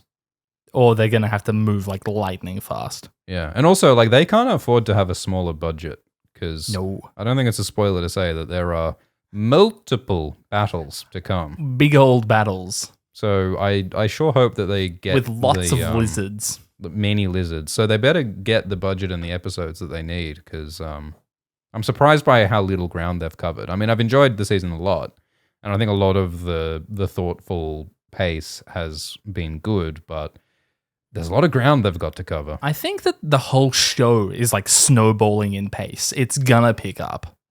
Yeah, I think it so. sort of has to. Rhaenys says, "Hey, Baylor, you're my new Rhaenys." And Baylor's like, "Oh, good. I always wanted to die in a war." Baylor says this episode, "Oh, yeah, I want to die a dragon rider's death." It's all very ominous for Baylor.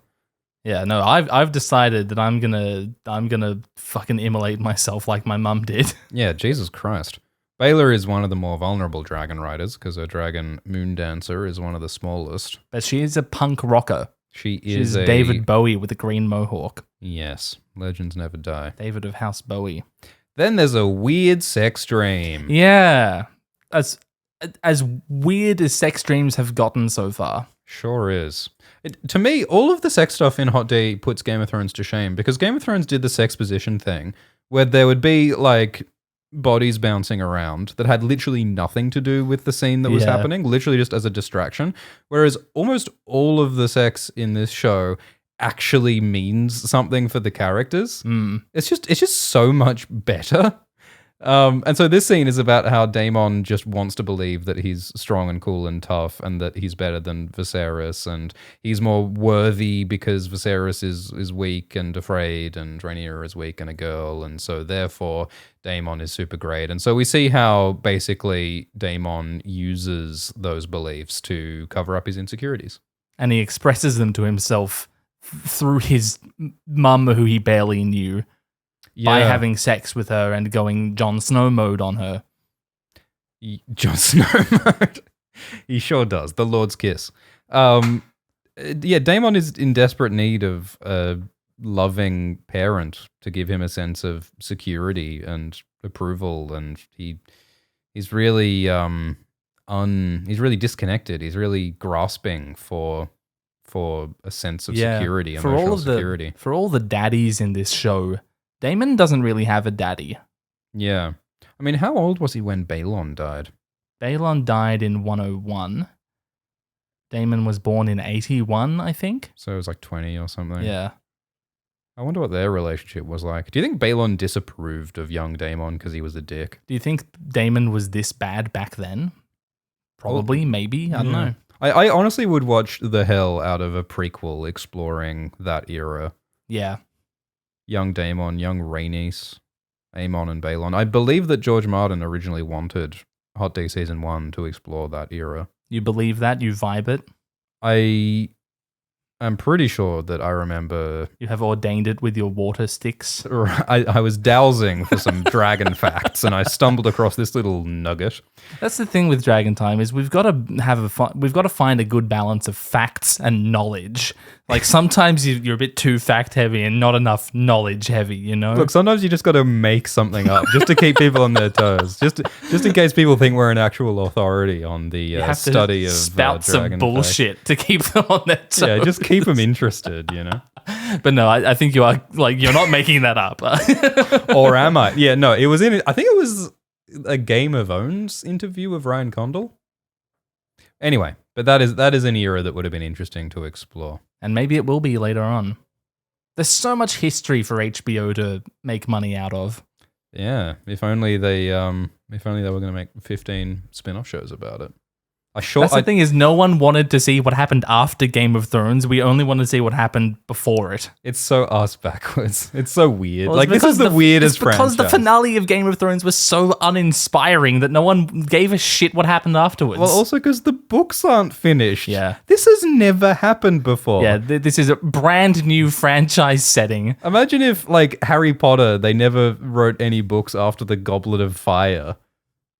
But they kept making the movies, and then they made the prequels. Then they made like 17 Fantastic Beasts movies. Like, that's like the weird world we're living in. What if the Return of the Jedi never came out, and we're just making an Ewok show? And it's like what's going on? What's going on here? Get our 4th Christmas special. It's just weird. I would kill for a Game of Thrones Christmas special where Michelle Fairley awkwardly sings. Just like her and de-aged Irishman Kit Harington going, you're not my mum, but I still love you anyway. We can connect over Christmas. I'll put some lemon cakes in Sansa's stocking because I love her. Oh, here's a candy cane. Your Grace. Lick it on the pointy end. I have left presents underneath the tree. Do you think there's a Westerosi Santa Claus? It's probably a White Walker, It's right? Roose Bolton. I think the Night's King is just like Santa Claus. is Santa Claus, yeah. Saint Nick. What what if in A Dream of Spring, Jon Snow realizes that in order to defeat the White Walkers, he just has to stab Santa Claus? Like I thought you were he going to is say the great no, he father. has to believe in the spirit of Christmas and that's going to solve the problem. He notices that the White Walkers are each carrying a massive sack of presents with them to deliver to all the sweet children. I mean, the children of the That's forest. the problem with Westeros, is the children of the forest were all naughty. They were naughty children that Santa needed to punish. Yeah. It all makes sense now. So they just need to leave some cookies out for the Night King, and then they can sock him. Okay. Well, that was a fever dream. So more importantly, so Daemon's fever dreaming dream. about his mother.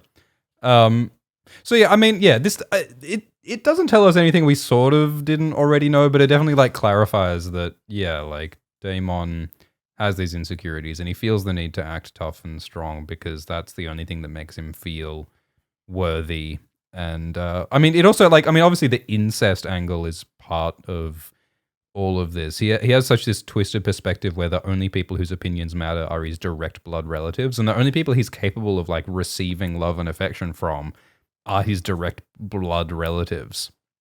We saw him struggling with Mysaria, struggling with Rhea. Like, he's unable to connect with anyone who isn't a mirror image of himself. Like, it's narcissistic Oh, yeah. and gross. Self-defeating.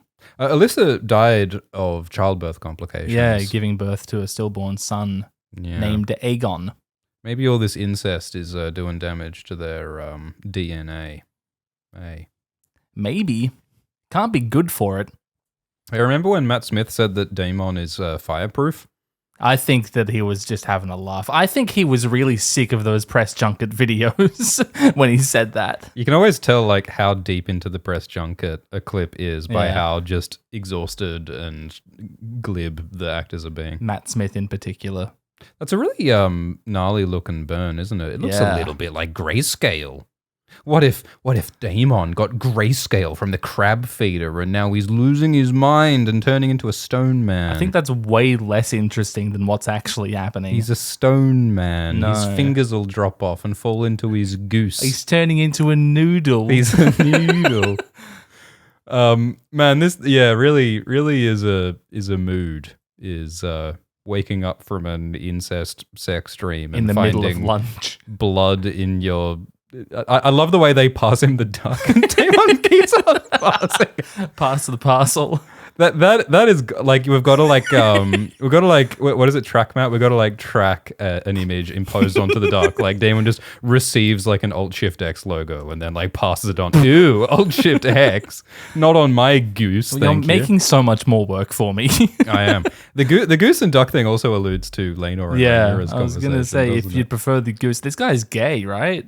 Some people enjoy having sex with women. Some people enjoy having sex with men. Some people enjoy having sex with their mother in a weird incest dream. That's right. Apparently. Their mother with their misremembered, correctly colored eyes. There's also the first thing that I thought when I saw Alyssa and realized it was Alyssa, I was like, is this the image that's going to be used on every wiki page and every Alt Schwift X video until the end of time? Is the definitive image of Alyssa? And That's it's her in a dream having sex with her son. With Like, is the that what we're wrong-colored going to have eyes? with the wrong colored eyes? I mean, that's a real pickle they've put the wiki people Don't in, worry. isn't it? I will color her eyes, everyone. Don't worry. I'm here for the community once again. Making the sacrifices so that we don't have to. Do you have any idea how many hours I've spent recoloring eyes for the community that I love? Glidus, we respect your sacrifice. Thank you. Finally. That's the most permissible use of AI, would be getting AI to just go through and put Nah, purple it's got to eyes. be through human blood, sweat, and tears. Do you that I want to have be that fix. person? I am that person. No, but in every episode of every Game of Thrones and Hot D, they all have purple eyes. You know I'm going to do it. Oh, gosh. I actually am. I'm so lucky that you have a disease that makes you do so much video editing. None of this would be possible if that weren't the case. I'm committed. By the way, with Melis, It's mainly out of anger towards HBO that I do that, though. yeah, you wouldn't need to do all that if D&D weren't remiss in their duties. If only Tasman Merchant with her eye contacts. Come on, Tasman, what are you doing? There is a parallel world in which Matt Smith is like putting his purple eye contacts into his bleeding, irritated eyeballs for the 17th time, being told that, but in the original Game of Thrones, they all had purple eyes, so we have to continue to have them all have purple eyes. There's a slightly less grim alternate timeline where someone at HBO or a production house that they've contracted has After Effects open. Well, yeah, that's what's annoying. It's not that hard. If I it's can do not it. that hard.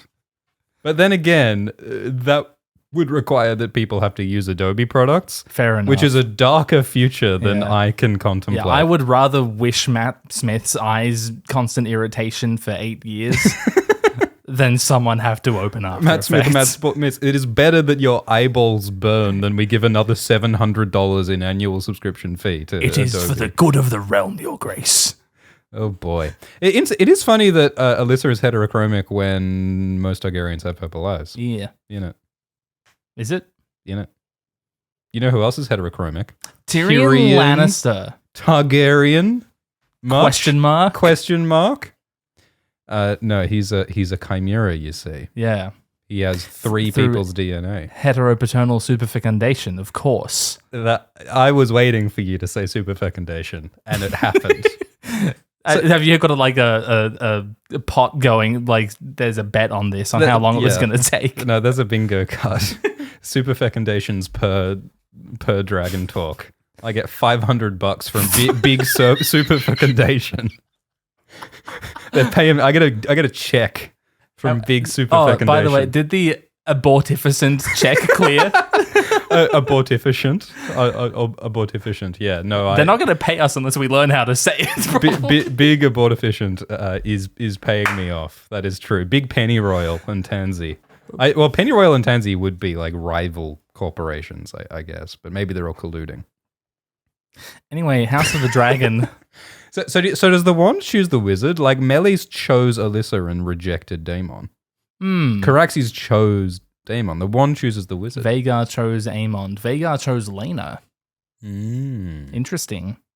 We learn later in this episode that at least in House of the Dragon canon, Visenya was Vhagar's first rider. Rhaenyra says that, even though Vhagar hatched like 23 years before Visenya was born. Yeah. Well, it's possible that's true in the books as well. In book canon. Yeah. Yeah, so that's interesting. Interesting.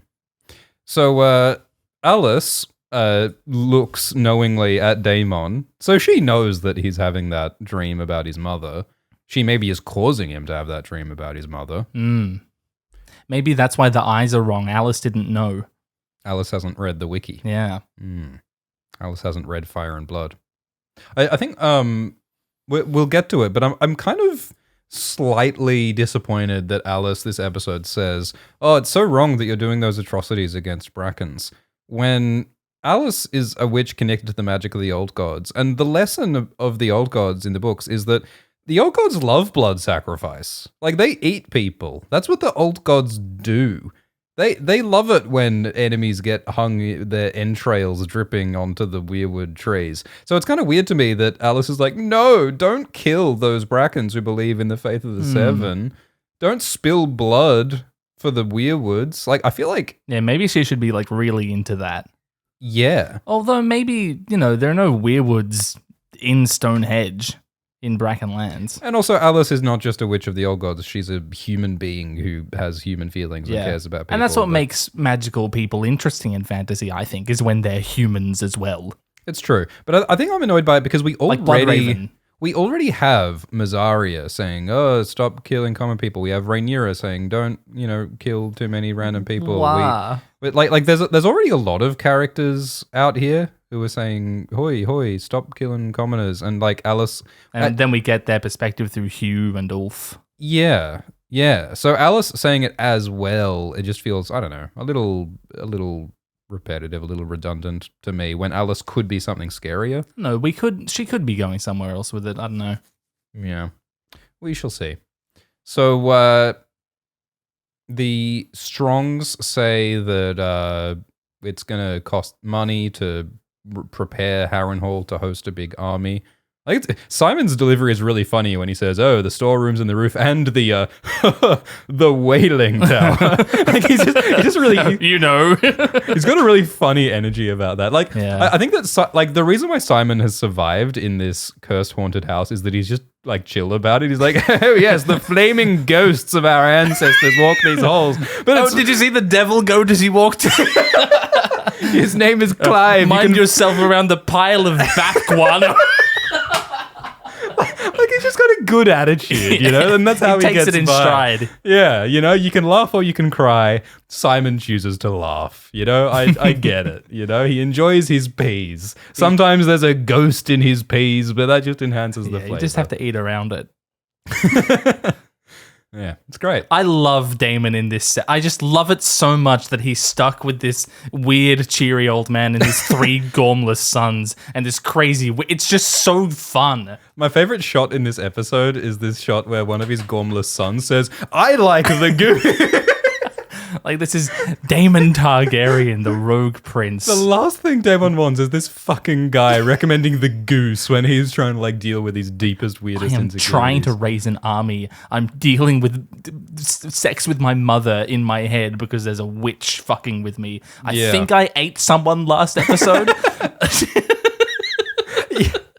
Yeah, we did it. Oh, yeah. I mean, did we even talk about the fact that weirwood paste probably contains one of Simon Strong's sons? It's possibly human that Bran eats in the books. Yeah, I think we did touch on it being cannibalistic. So look, and again, it just reinforces that Daemon just has no interest in being a king. He has no interest in how we're gonna pay for Harrenhal's roof. He doesn't care. He wants people to call him king. But that's it. Yeah, that's all. I mean, it's like how Aegon gets bored and walks away from the logistical conversation last episode. So, despite that, Daemon asserts that, don't call me king consort, call me the king. This is all very much almost saying I am the king in the way that Tywin says that a true king shouldn't.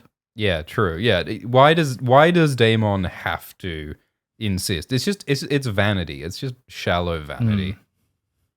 So Orwell describes Aegon's injuries. No one knows if he'll ever wake. He's in a coma. Maybe he'll die. That's rough. It's a lot to deal with for Alicent. So they discuss who should be the regent. Alicent puts herself forward because she was in charge of the realm for a long time while Viserys was ailing. Yeah. Basically in the same sort of state that Aegon is currently in. Yeah, she's qualified for the job because she's done it before. And then everyone else points out that she has ovaries and is therefore ineligible. And some sources say boobs. Yes. Whereas Aemond is the younger brother of the king and the heir. I mean, it does make a lot of sense that if Aemond's going to become the king, which he almost certainly will, it's looking like. If Aegon dies before having another kid, yeah. Yeah, which another seems son. Highly likely.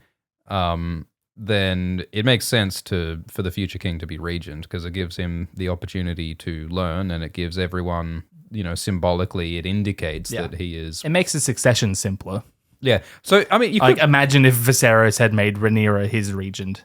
Yeah. That would have solved a few problems, wouldn't it? It absolutely would have. So, I mean, it could make sense for them to say, okay, let's make Aemond the regent, but let's have Alicent as one of our key advisors and let's listen to her. But that's not what they do. No, they basically shut Alicent out of governance. Yeah. And Larys, the person who she raised up with power, does not side with Alicent. He sides with Aemond. So Larys sees the way the wind is blowing and chooses Aemond instead of Alicent, just as Criston does. Criston, who would have killed himself if Alicent hadn't stepped in. Yeah. So Alicent feels unbelievably betrayed. I think it's really funny that it's Laris who tells Kristen to speak up. Yeah. Laris forces Kristen to choose a side. He makes it not his decision. Yeah. He makes it Kristen's decision. Yeah. And I think And it should be. Kristen's the hand of the king. And I think Laris does that. Yeah, you're right. Yeah, I mean, Kristen, does ultimately have the last say. So Kristen looks down at the table. He can't even face Alicent when he's betraying her. I'd like to point out that all three of the men in that shot, Aemond, Laris, and Kristen, they are all here because of Alicent. Yeah. Yeah, Alicent in many ways... Two of them would not be alive if not for Alicent. Yeah, it feels like an outrageous betrayal. And so there's this wonderful long shot where Alicent is just so good. Detaching from reality. You can see her processing the last 2-3 decades of her life. Exactly. It's like, what was it all for? I mean, she's also processing the fact that Viserys apparently didn't want Aegon. So she's like, all of this has been a waste. All of this has been a disaster. My experience doesn't matter. My skills don't matter. And she's completely ignoring the words being she is not here, but then her eyes turn to Aemond with this terrified look on her face. Yeah. What is this thing that I've created? What the hell am I looking at? Yeah. It's fantastic. It's haunting. She's having a panic attack, right? Yeah, she's breathing really heavily. They decide to close the gates so none of the commoners can escape. What can possibly go wrong? Always works well. And somebody take down the fucking rat catchers. Which is about time. I mean, it's a good move for your first day on the job. Despite, Alicent's exclusion, this probably is a good thing for the realm that Aegon is no longer the king and Aemond, who is more competent, is in charge. Sure, he's more competent, but also he's Aemond. Yeah, I mean, Aemond, I can't believe I'm saying this. In his defense, he's only ever murdered his blood relatives. But here's what Aemond hasn't done is murder random commoners. Yeah. Aemond doesn't care enough about random commoners to go out of his way and to murder them. He actually cuddles with them. Which, true. He actually has friends who are commoners, at least one. So that is something. For whatever the hell that relationship is. Yeah. Well, yeah, you're right. Yes, Sylvie is another character who has really explicitly looked to the camera and said, I sure hope these royals protect the common people, which is why I feel like Alice is unnecessary for her to do it as well. Oh, you guys should kill all of the common people, actually. It's fun. Yeah. That's what she should be saying. Woo woo. Just make sure you kill them at a weirwood tree. So Hugh and Kat are worried about how bad this situation is. They talk about going to Tumbleton, which is a town in the south.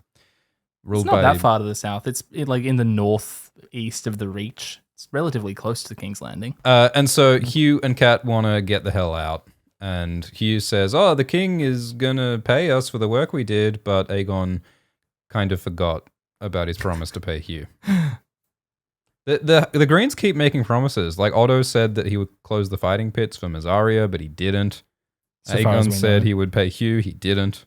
He said he was going to pay that one farmer back. He didn't. So, Kat he said he was as fearsome as the rest of them. He wasn't. I think it's really great the way they've done these common folk perspectives because they're showing how the common folk want to trust and believe the royals. Yeah. Ulf. Oh yeah, we would like to believe in these institutions. That'd be great. Ulf is a fan of Rhaenyra and Hugh is a fan of Aegon, but when that trust is betrayed, it gives these people very good reason to no longer support them. We see the doggy follow the Ratcatcher corpse wagon. Not the cheese dog. What's with this dog? Why are we still on this dog? What's going on here? This is important, right? They're doing something with this dog. It's got to be. It's just sad. It's just misplaced loyalty. Are they just doing Frey's dog in Futurama? Is that what this is? It makes me feel sad. Also, Cheese wogged into him. Of course, that is Cheese. We all know that because Cheese was a powerful skin changer. Yeah. So, Kristen says, yeah, well, I follow Aemond, not you, now, because that is the order of things. Yeah. Remember when Rhaenys said it's the order of things? And Rhaenyra said, I will make a new order. Yeah. They don't seem to have succeeded at making a new order as yet. Look how pretty Alicent's hair is here. Oh my god. Look how pretty Kristen's armor is. True. The necklace fits well. I like that. A lot of care went into this. Kristen says that, we're doing a dragon war now. We should be led by a dragon rider, a fearsome warrior. And, I guess that makes sense. I think the optics of having Aemond as regent makes perfect sense, but Yeah. they should also be listening to Alicent because she has wisdom to Yeah. share, and also she has meaningful relationships with all of these counselors. I think it's Thailand in the council scene who says, yo, what would it say if we raised up a woman in power while we're at war with Rhaenyra, whose whole thing is being a woman in power? Yeah, the Greens have kind of snookered themselves by saying that only men can rule and then having a bunch of really shitty men and some decent women on their side. So it's like, Yeah, true. Why don't we make Helena queen? Alicent, She is older than Aemond. Alicent says, has your loyalty faded or does it flourish only at night and flee the sunrise like a moth? Beautiful. It's the most poetic way of calling someone a fuckboy that I have ever heard. Yeah, like I Suzanne Vega lyrics once more. Love it. T. Mikkel. So Kristen says, I'm traumatized because I saw 900 men turn into ash yesterday. I love how frankly he says all of this. Their armor melted. I saw men turn to ash as they walked. I Fucking think hell. it's fantastic. The way that his voice like almost cracks when he's saying that, their armor melted. Yeah. Like he can't even verbalize the trauma of what he saw. He's simultaneously detached. He's not here, but he's also very here. Yeah. God. I think it's really beautiful. And I think Alicent really fails to sympathize. I mean, you know, she wasn't there. She didn't see it. She can't imagine what it is that Kristen saw. But there's so much pain in Kristen, and I wish that Alicent sympathized with that. They both need each other's support, obviously. It's like how Alicent failed to sympathize with Aegon's frustrations which are the same as what Alicent is now feeling, you know? Like It goes back and back. Yeah. So, Kristen does not manage to find connection with Alicent, and he says that this is what I gotta do. Have I not spared you by not making you regent? Isn't that fun? Yeah, it's this very paternalistic shit where the men are like, well, don't worry, you pretty little head, we'll deal with this war for you.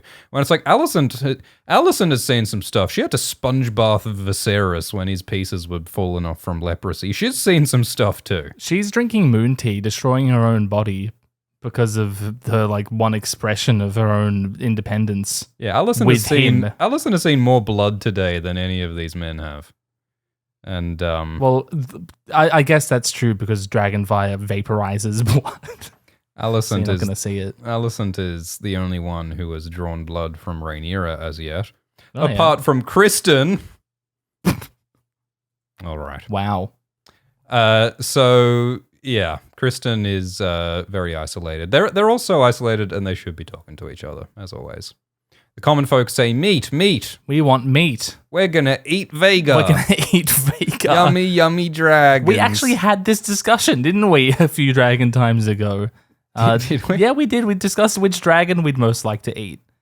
And it wasn't Vega. Yeah, no. I think Vermax looks Vermax, scrumptious. Here he is. He looks fresh and Scrumdiddlyumptious. a bit of citrus in there. He'd go down A bit nicely. of Kristen's lemon. Absolutely. So, yeah, there's a weird meeting between Prince Jace and the Freys. Presumably Forrest and Sabbath Frey. We get a little bit of Olenna Tyrell energy from Sabbather, Yeah. I feel. Yeah, impossible to wear something like that and not feel Olenna. Yeah. There's a funny bit at some point in this episode where I think Tylan says, yes, my brother Jason is gathering the soldiers of the Westermen. We will send him encouragement. Yeah.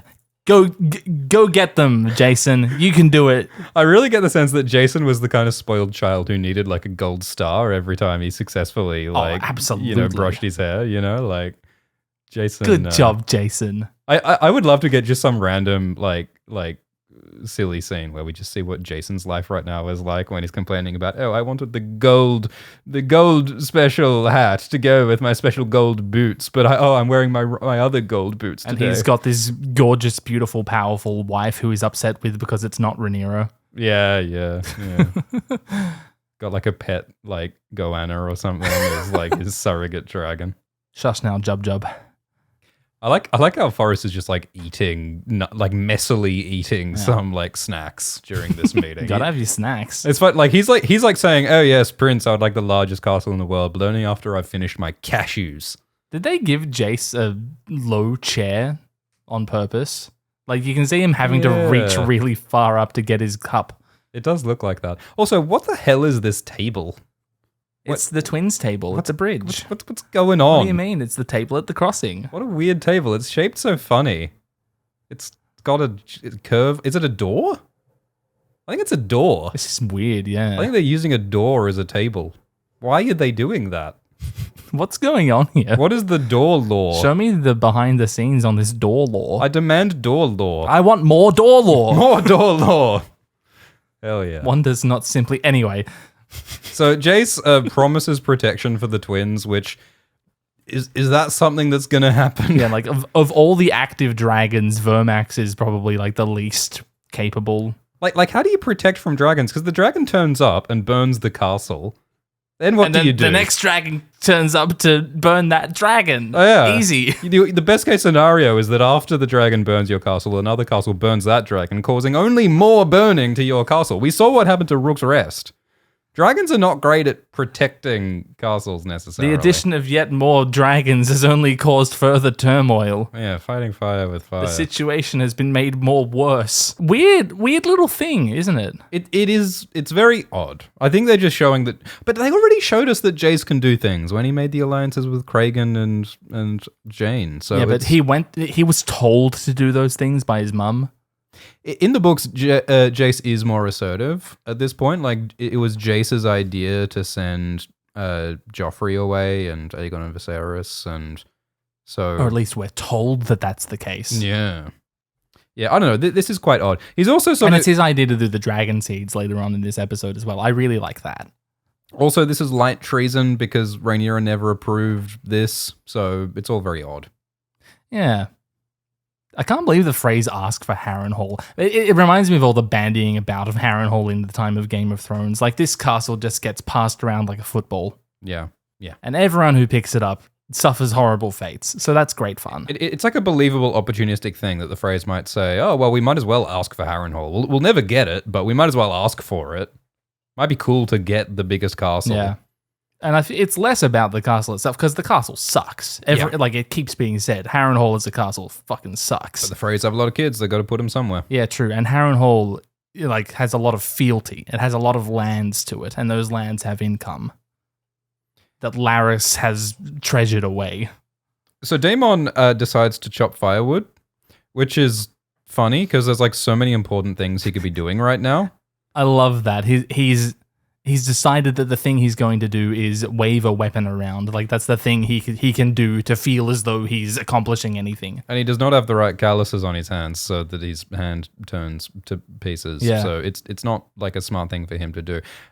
Daemon should be flying around the Riverlands and beyond, like, rallying he should be going to more Seaguard. houses to his side. He should go to Pike. He should go, like, maybe bother some of the Westerland houses. He should maybe check in with his wife, who just lost their best military Why asset. is he not going to Riverrun?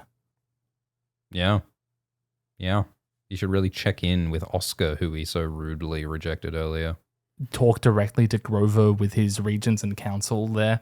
But instead, he's just dithering at Harrenhal because he doesn't actually want to deal with anything. Yeah. It's also like I think it's like a manly thing as well. Like, he's so, like, he just had that dream being told that you're so strong, you're so tough. So he needs to feel strong and tough by chopping wood, you know? And I guess, like, the diplomacy of it all. We saw him earlier. Like, he hates it. He hates that shit. Yeah. He doesn't want to deal with any of that. He wants to wave an axe around. He wants to die in a war. Yeah. A pointless, dumb war. So Alice says... And he says that here. He's like, well, if I die, that's great, because then it's not my fucking problem anymore. Yeah, sooner rather than later might be better for the realm. Yeah.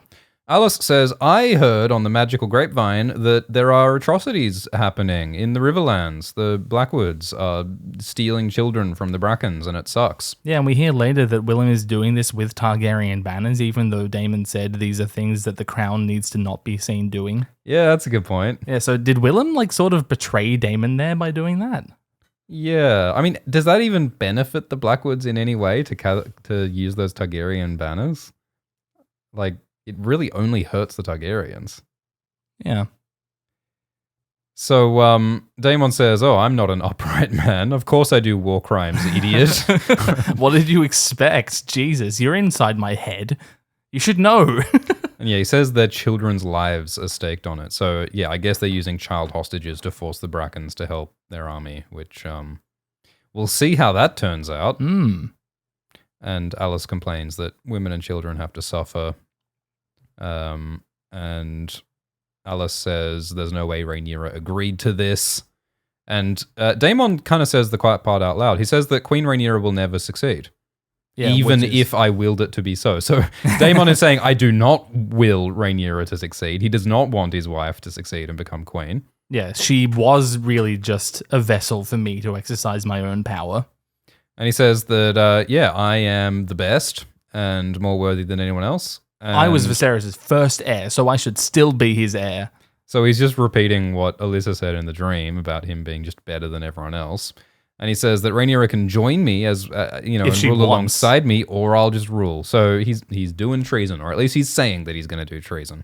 It's a projection. It's just him puffing his chest, I think. Yeah, I really don't think that's him. That's not me. He's yapping. He's just feeling insecure and he's yapping. But I mean, we do know that his bullshit emotions can translate into chaotic, destructive action. So it may be just like a half-baked thought, but he has acted on less than a half-baked thought. So, and Alice says, a pity that you never knew your mother. So she indicates that she knows what Daemon's been dreaming and has maybe been giving him those dreams with the magic of the old gods. Woohoo. Also, just cutting it that, like, he's had no good relationships with women his whole life. Yeah, true. I mean, I don't know if he's had good relationships with anyone his whole life. Yeah. You've got mummy issues, Daemon. He's got just people issues. I love this where Simon shows up to say, your atrocities have worked, your grace, and he points an axe. Yes! Yeah. I love it when the atrocities work. He just wants so hard to look cool, you know? He wants so hard to look cool and tough. In his little tunic. It would be fine if he was a teenager who had no power, you know? There's a lot of 15-year-old boys who behave like this. And it's not that big. It can be a problem. They damage the people around them. But normally you grow up from being a 15-year-old boy. Yeah. But Daemon is well into middle age and is still behaving that way. He's pushing 60. Like, what are we doing here? And he has a nuke, so it's less than ideal. I want to point out that earlier when they were discussing the finances of reconstructing Harrenhal, Daemon was like, I'm not going to beg to Rhaenyra for money. I'm not doing that. And then when Mazzari is talking to Rhaenyra, or is it something else, she's like, I'm not going to beg to Daemon. Yeah. And then Hugh, when he's talking to his wife, is like, I'm not going to beg to your brother for his space in Tumbleton. This is all, it's about stubbornness and the refusal to, like, ask for help from the people who love you. Yeah.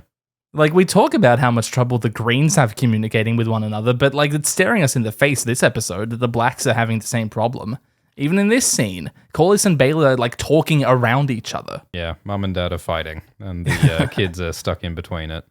Except these rulers are the mum and dad of the realm. The two Blacks who seem to be able to communicate with each other sort of okay are Baylor and Jace. Yeah. Rhaenyra and Jace have a pretty candid discussion later.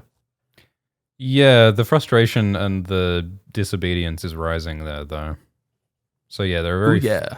And they do a really good job of showing how all of those like communication breakdowns are the result of the decades of lies, betrayal, and pain. I mean, Jace and Baylor are pretty functional because they haven't been alive for long enough to have betrayed and screwed over each other yet, you know? Yeah, give them time. Yeah, give them a few years of marriage and then they'll learn how to hate each other. And all these issues are exacerbated by Rhaenys' death. And you can see that on Corlys' face. This guy's dead inside. Yeah. Remember when Laenor was just standing in the sea? Oh, yeah. He's absolutely giving that same look. Yeah. He's done. Yeah. Corlys is done here. He's done. And Rhaenyra is like, hey, be the prime minister. And he's like, are you kidding? Are you kidding? Yeah, he tried to run away, and the only reason he didn't is because Rhaenys told him to not, and he decided to listen to her that one time. Hey, look, it's the most heartbreaking line of the episode. Corlys traveled the world. He did 9 voyages to the ends of the earth, and he brought back all the treasures, inspiring awe and envy, and it was all for Rhaenys. It's beautifully tragic. It's disgustingly sad. It is. It is, and it's also really ironic. Because Rainey said, "Hey, Corlys, stop going I don't away care and about abandoning this shit, me." man. Like, do you think Rainey is impressed when I have a Corlys dragon. brings back his 17th giant gilded Nautilus shell bas relief? Look It's what I like- brought you, honey. It's like when a cat brings you like half a dead rat, and it's like, I know that this is an expression of love, but I would prefer that you didn't bring dead marsupials into my house. I already have... Rats aren't marsupials. What about the Potteroo, Glidus? That's not a rat. What about the? All right, so it's it's a testament to both the beauty and the romance of Corlys and Rhaenys' relationship, but also the Lack of failure communication. to vibe and function well. I mean, look, Corlys seems like a guy who has one move, which is do cool sea shit. And so that's the only way he knows how to express affection. You know, like that's his one move. And Rhaenys is like, well, I guess this is what I've got to work with. Good for him, I guess. Yeah. I'd love it if you took care of our family a little bit. Yeah. Like, I mean, all the men in this world have been funneled into like one like cool, martial, impressive physical thing that they do, which is, and so everything is a nail to them because that's the hammer that they've got. And then like you have King Viserys who felt like he should be able to hit things Yeah, with his Viserys hammer. didn't even have a hammer. Yeah, and he was annoyed that he didn't have a hammer because like, oh, that's the thing I'm supposed to be doing. And then Lionel was like, no, don't. You fucking idiot. And Kristen is definitely that as well. Like Yeah. he's great with a hammer, but the nails are just people, and he keeps hitting them with swords till they die. Or mashing balls through their eye sockets. In this world, everyone is a hammer or a nail. Or a woman trying to deal with them, I guess. Well, yeah, that's the third thing. There's the men with the hammers, they're the Secret men who third are thing, nails, women. and then there's the women who have to do all of the emotional labor, all of the heartbreak caused by the nails. Okay, we're mixing our metaphors, but Sometimes you just have to get a witch in your head to tell you that not everything is about hitting stuff. yeah, we're gonna need some supernatural intervention to convince men to do something other than hit people. So real. Am I right, ladies?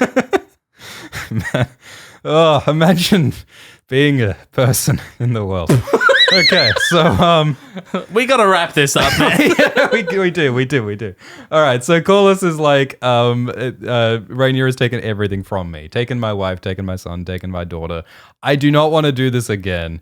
But Baela is like, it's all you can do. Yeah, like what else are you gonna do? What do you got left? You are the adult in this situation. You're the closest thing we've got to an adult. And so please help save the realm. I would really love it if Baela said here, there is literally no one else who can do this. Yeah. Like, if you want everyone to die, leaving is what you can do. And if you would like a chance at everyone not dying, you can come along with us. Yeah, I agree. I would like it if Baela laid out the stakes more like that. Corlys, like Baela says that Corlys has sailed west before. I thought that I thought Corlys that was sailed just east. I thought that was just her getting it that like he runs away whenever he feels like it's not working. Yeah. Corlys saying he would like to sail into the west and be lost is basically saying I want to die. It's like Frodo sailing west, right? Yeah. And or I want to go back to Ashai and hook up with Quaithe again. Oh yeah? Yeah. I heard that Corlys and Quaithe had a steamy romance Hell yeah. in Ashai. I also heard that Corlys is a secret dragon rider and the cannibal is his dragon. I mean, Bran dreams of dragons in the Shadowlands. Hell yeah. And Did Corlys ride the cannibal to Ashai? And Corlys has Valerion blood, which is apparently sufficient to ride dragons in book lore. Yeah. So confirmed.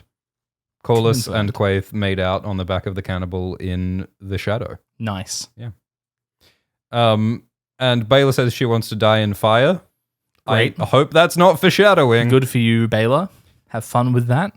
And tells Corlys to be handed the queen. And Corlys said, I want you, Baela, to be the heir to Driftmark. And Baela says, nope, I'm blood and fire. Driftmark must pass to Salton Sea. Well, I really like that. She's basically saying what Rhaenys was trying to say last episode. Hey, you have bastard sons that you should be taking care of. Yeah. It's beautiful. It's also very rude to Rhaena. I mean, Yeah. I hate how like Rhaena is just correct that no one in her family respects her. Like because like Baela can't be the heir to Driftmark because she's gonna the be heir to queen. the throne. She's gonna be like queen. she's going to be the queen when she marries Jace. So it's ludicrous to suggest that Baela be the heir to Driftmark when Rhaena, her twin, makes more sense. But Corlys doesn't respect Rhaena. So goddamn, like Rhaena really is getting the sticky end of the Yeah, stick. she's the elephant not in the room of that scene. Then Rhaenyra sends Alfred Broom to just go talk to her husband for her. Which is weird. It's weird. And Alfred says, like, do you have a message for Daemon? This is sort of weird, Your Grace. I'm not trained in couples counseling, Your Grace. But Rhaenyra's right in that a raven is way more easily ignored than a guy. Yeah, that's true. I actually think the thing Although that, it is Daemon. the thing He's that, pretty good at ignoring people. the thing that makes this make sense to me is remember in Game of Thrones, the books, when Gilles Mormont sends Alliser far away to the south as an envoy just to get rid of Alliser because he's being a dick and starting fights. Maybe that's what Rhaenyra is doing. Like Alfred, it's definitely what she's doing. Alfred is so annoying and disrespecting her, so just get rid of him, and hopefully he might get like killed by a bracken on the way west. Like, Woohoo.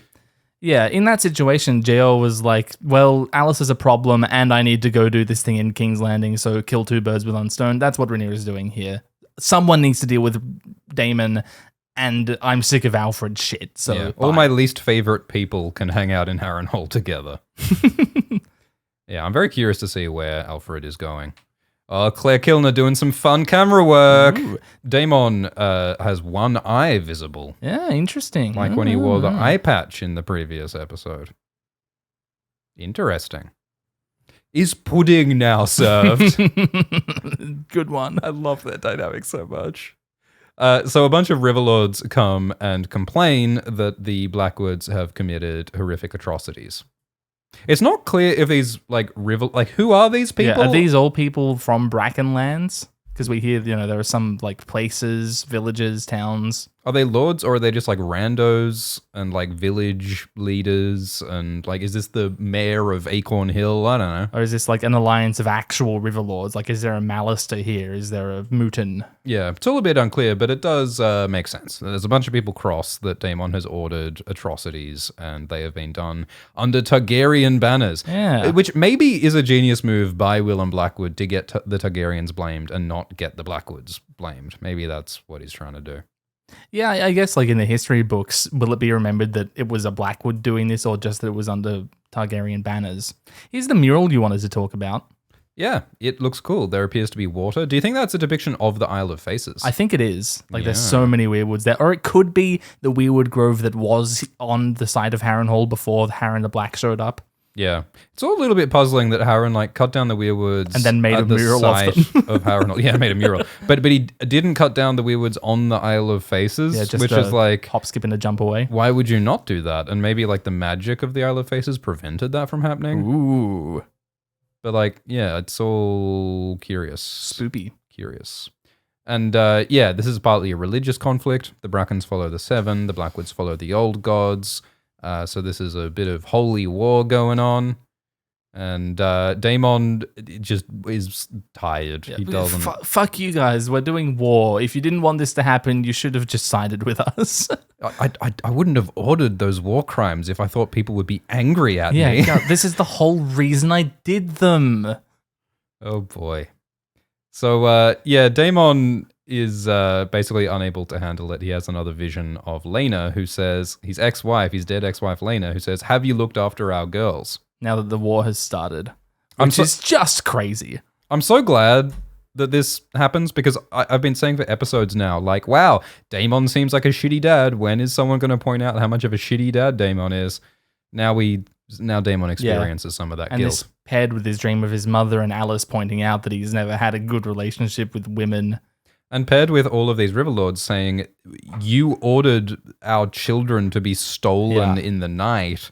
Like, this tragedy, Daemon's family, is replicated all across the Riverlands from all of the families that he has destroyed with his Blackwood war crimes. So, because of that, like, personal guilt, Daemon seems unable to actually disagree or combat what the River Lords are saying. Yeah, he instead of like fighting back when they accuse him of killing Jaehaerys, which is a thing he did, he retreats. He backs up. He's like, "No, I didn't know. Fuck you." He constantly starts fires and then just runs away from being held responsible for it. But now there's a group of people yelling at him for like these people are brave enough to yell at Daemon. There's a dragon on top of Harrenhal. Yeah. They saw it when they came in. Yeah. They're not afraid. Because that's the thing. They already have had atrocities visited upon them. They already have lost families and lost people. So why would they be afraid of Daemon's dragon when they have already suffered the worst thing that they can possibly suffer?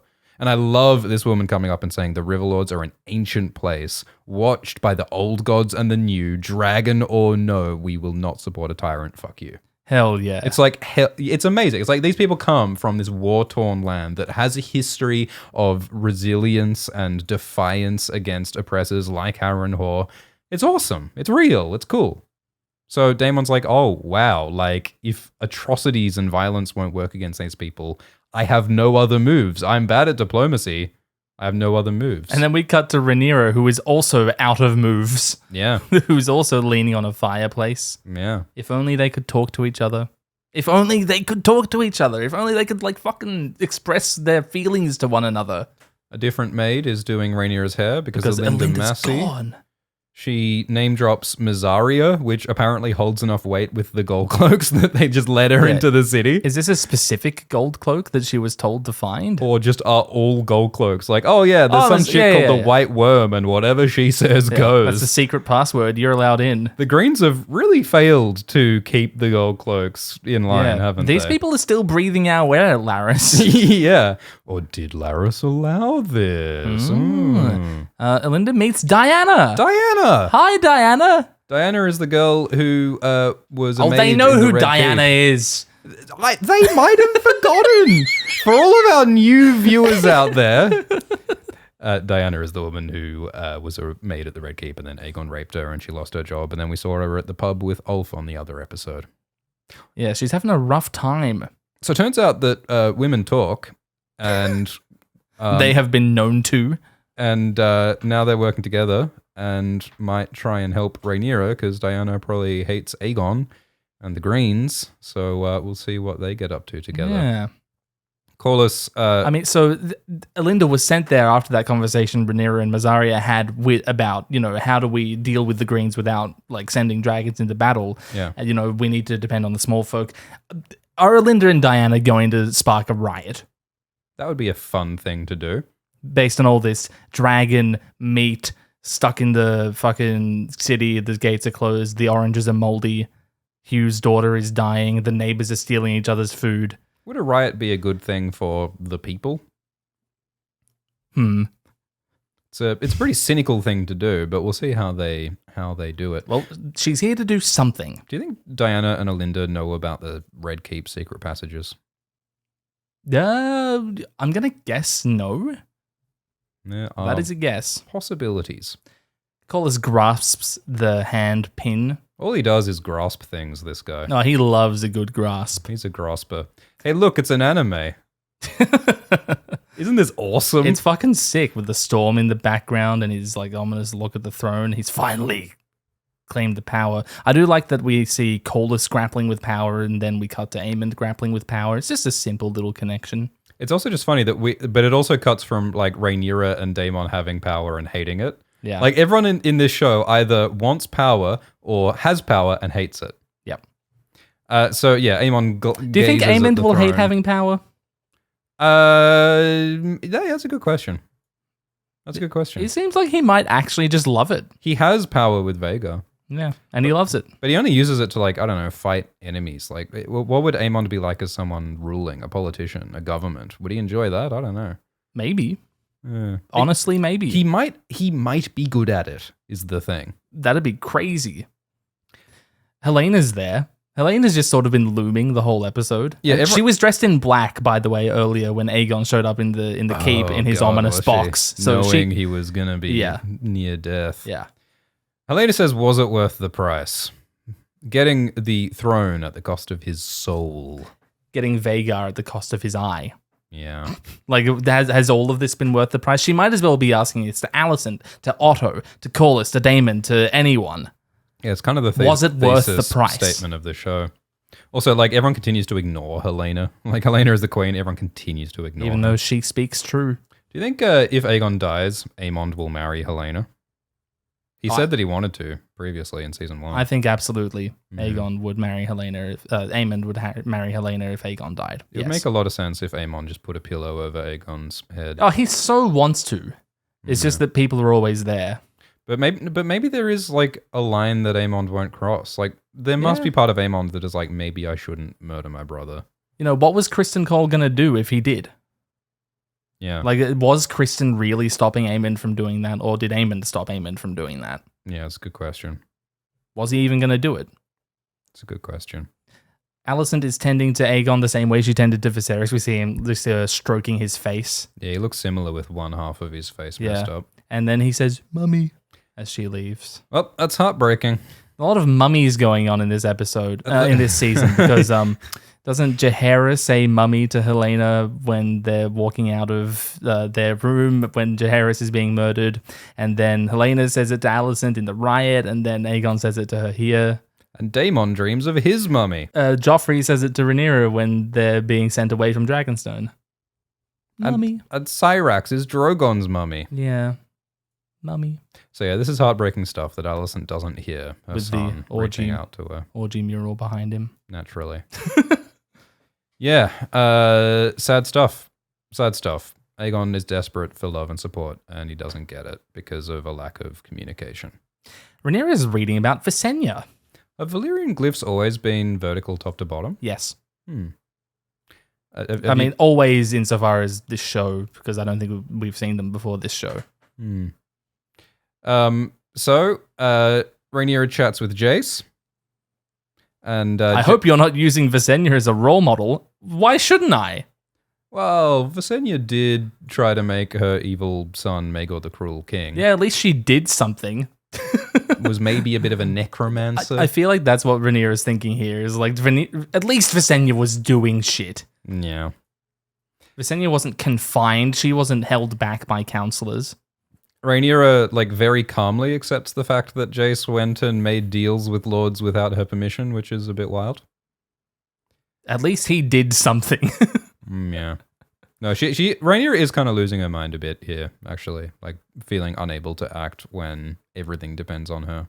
Yeah, her personal actions. And, again, she refuses to reach out to Daemon in this really sort of, like, childish way of neither of them wants to be the first person to talk. Yeah, I'll send Alfred Broom to do it for me. So, Jace... To sweep up my problems.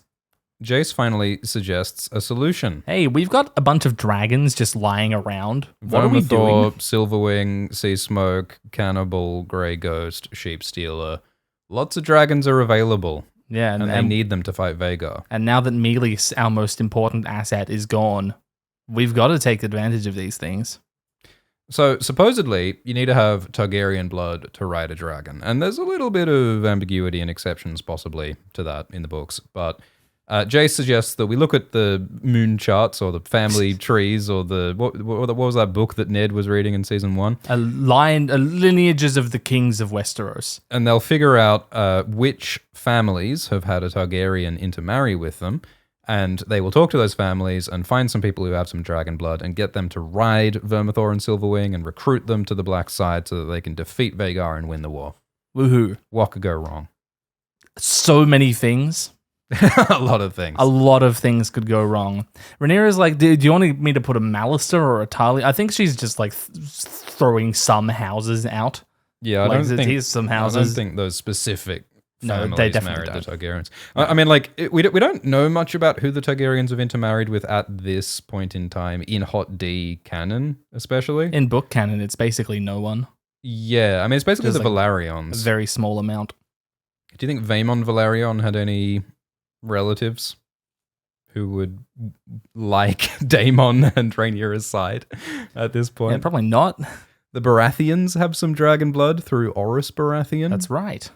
But Orys wasn't a dragon rider himself, so it's sort of up in the air. And I don't know if Boros or Boros's daughters are going to be keen to join Team Black after the stoush at Storm's End. Yeah. Sarah Targaryen, daughter of Jaehaerys, had some bastards. They're running around somewhere in Essos. Ulf claims to be the bastard of Baelon Targaryen. Yeah. Hugh's got white hair for some reason. Curious and curiouser. And then, of course, there's Corlys's bastards. No. Can Valarians ride dragons? Ooh. Yeah, well, all open questions we shan't spoil here. I think we'd better wrap up this episode of Dragon Talk. What did you think of this episode of Dragon Talk? No, of House of the Dragon. I thought it was odd. There were bits that a lot of it delighted me. I mean, I was delighted by a lot of the Harrenhal events. All of Alicent's feelings. The whole kooky sex dream was insane. I really liked basically all of Harrenhal, basically all of King's Landing. Yeah. I found Rhaenyra a bit frustrating because I feel like Rhaenyra's in the same limbo that she's been in for 6 episodes. Even though things are developing around her. Yeah. I thought that Aegon in the box was devastating and powerful. I thought that Meleys carted through the city was really powerful and sets up a lot of cool stuff. I like seeing more of Baelor. I like deepening what's going on. Yeah, I really liked Corlys and Baelor. Yeah. The scene in the Eyrie was weird. Yeah, I think that sort of the a little Eyrie thin. looked good. It was just so brief that it was what's the point? It's a very thin scene, I think. Why couldn't they just put that early in the next episode or something? I thought that Daemon was so much fun. Mazzaria and Alinda and Diana are intriguing. Alfred Broom was weird. I'm a bit puzzled by the Alfred Broom thing, but we'll see where that goes. I like how they keep emphasizing how loyal he is.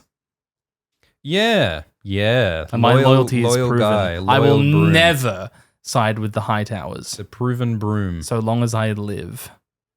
Alice continues to be intriguing. I don't know. I hope that there's more to Alice than just I'm going to mess with your head and tell you to not do war crimes. Because there's already 7 characters in this show who just tell people not to do war crimes. There's got to be more to it than that. Yeah. She's a 400-year-old witch. She was there when the first stone at Harrenhal was laid and the curse was placed on it. If Gail Rankin's correct, yeah. And I'm glad that they're setting up claiming some more dragons. I'm surprised it's taken this long into the season.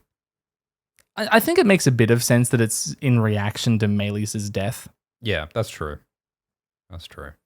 So yeah, I don't think this is an all-time great episode. I think that there's a lot that's great about it. I think that there's bits of it that, it's one of those intermediary episodes where it's more about setup, I suppose. Yeah. Yeah, I think that we'll be able to point to great scenes in future episodes and say, if it weren't for episode 5, that couldn't have been as, Yeah. This show rewards patience. It plants the seeds. Oh, absolutely. And then it lets them grow. So excited to see what sprouts next. How cool is High Tide? It's pretty cool. Thanks for listening to Dragon Talk with Alt Schwift X and Glidus. Yeah. Woohoo. Cheers. See you next week. Hope you enjoyed it. Yeehaw.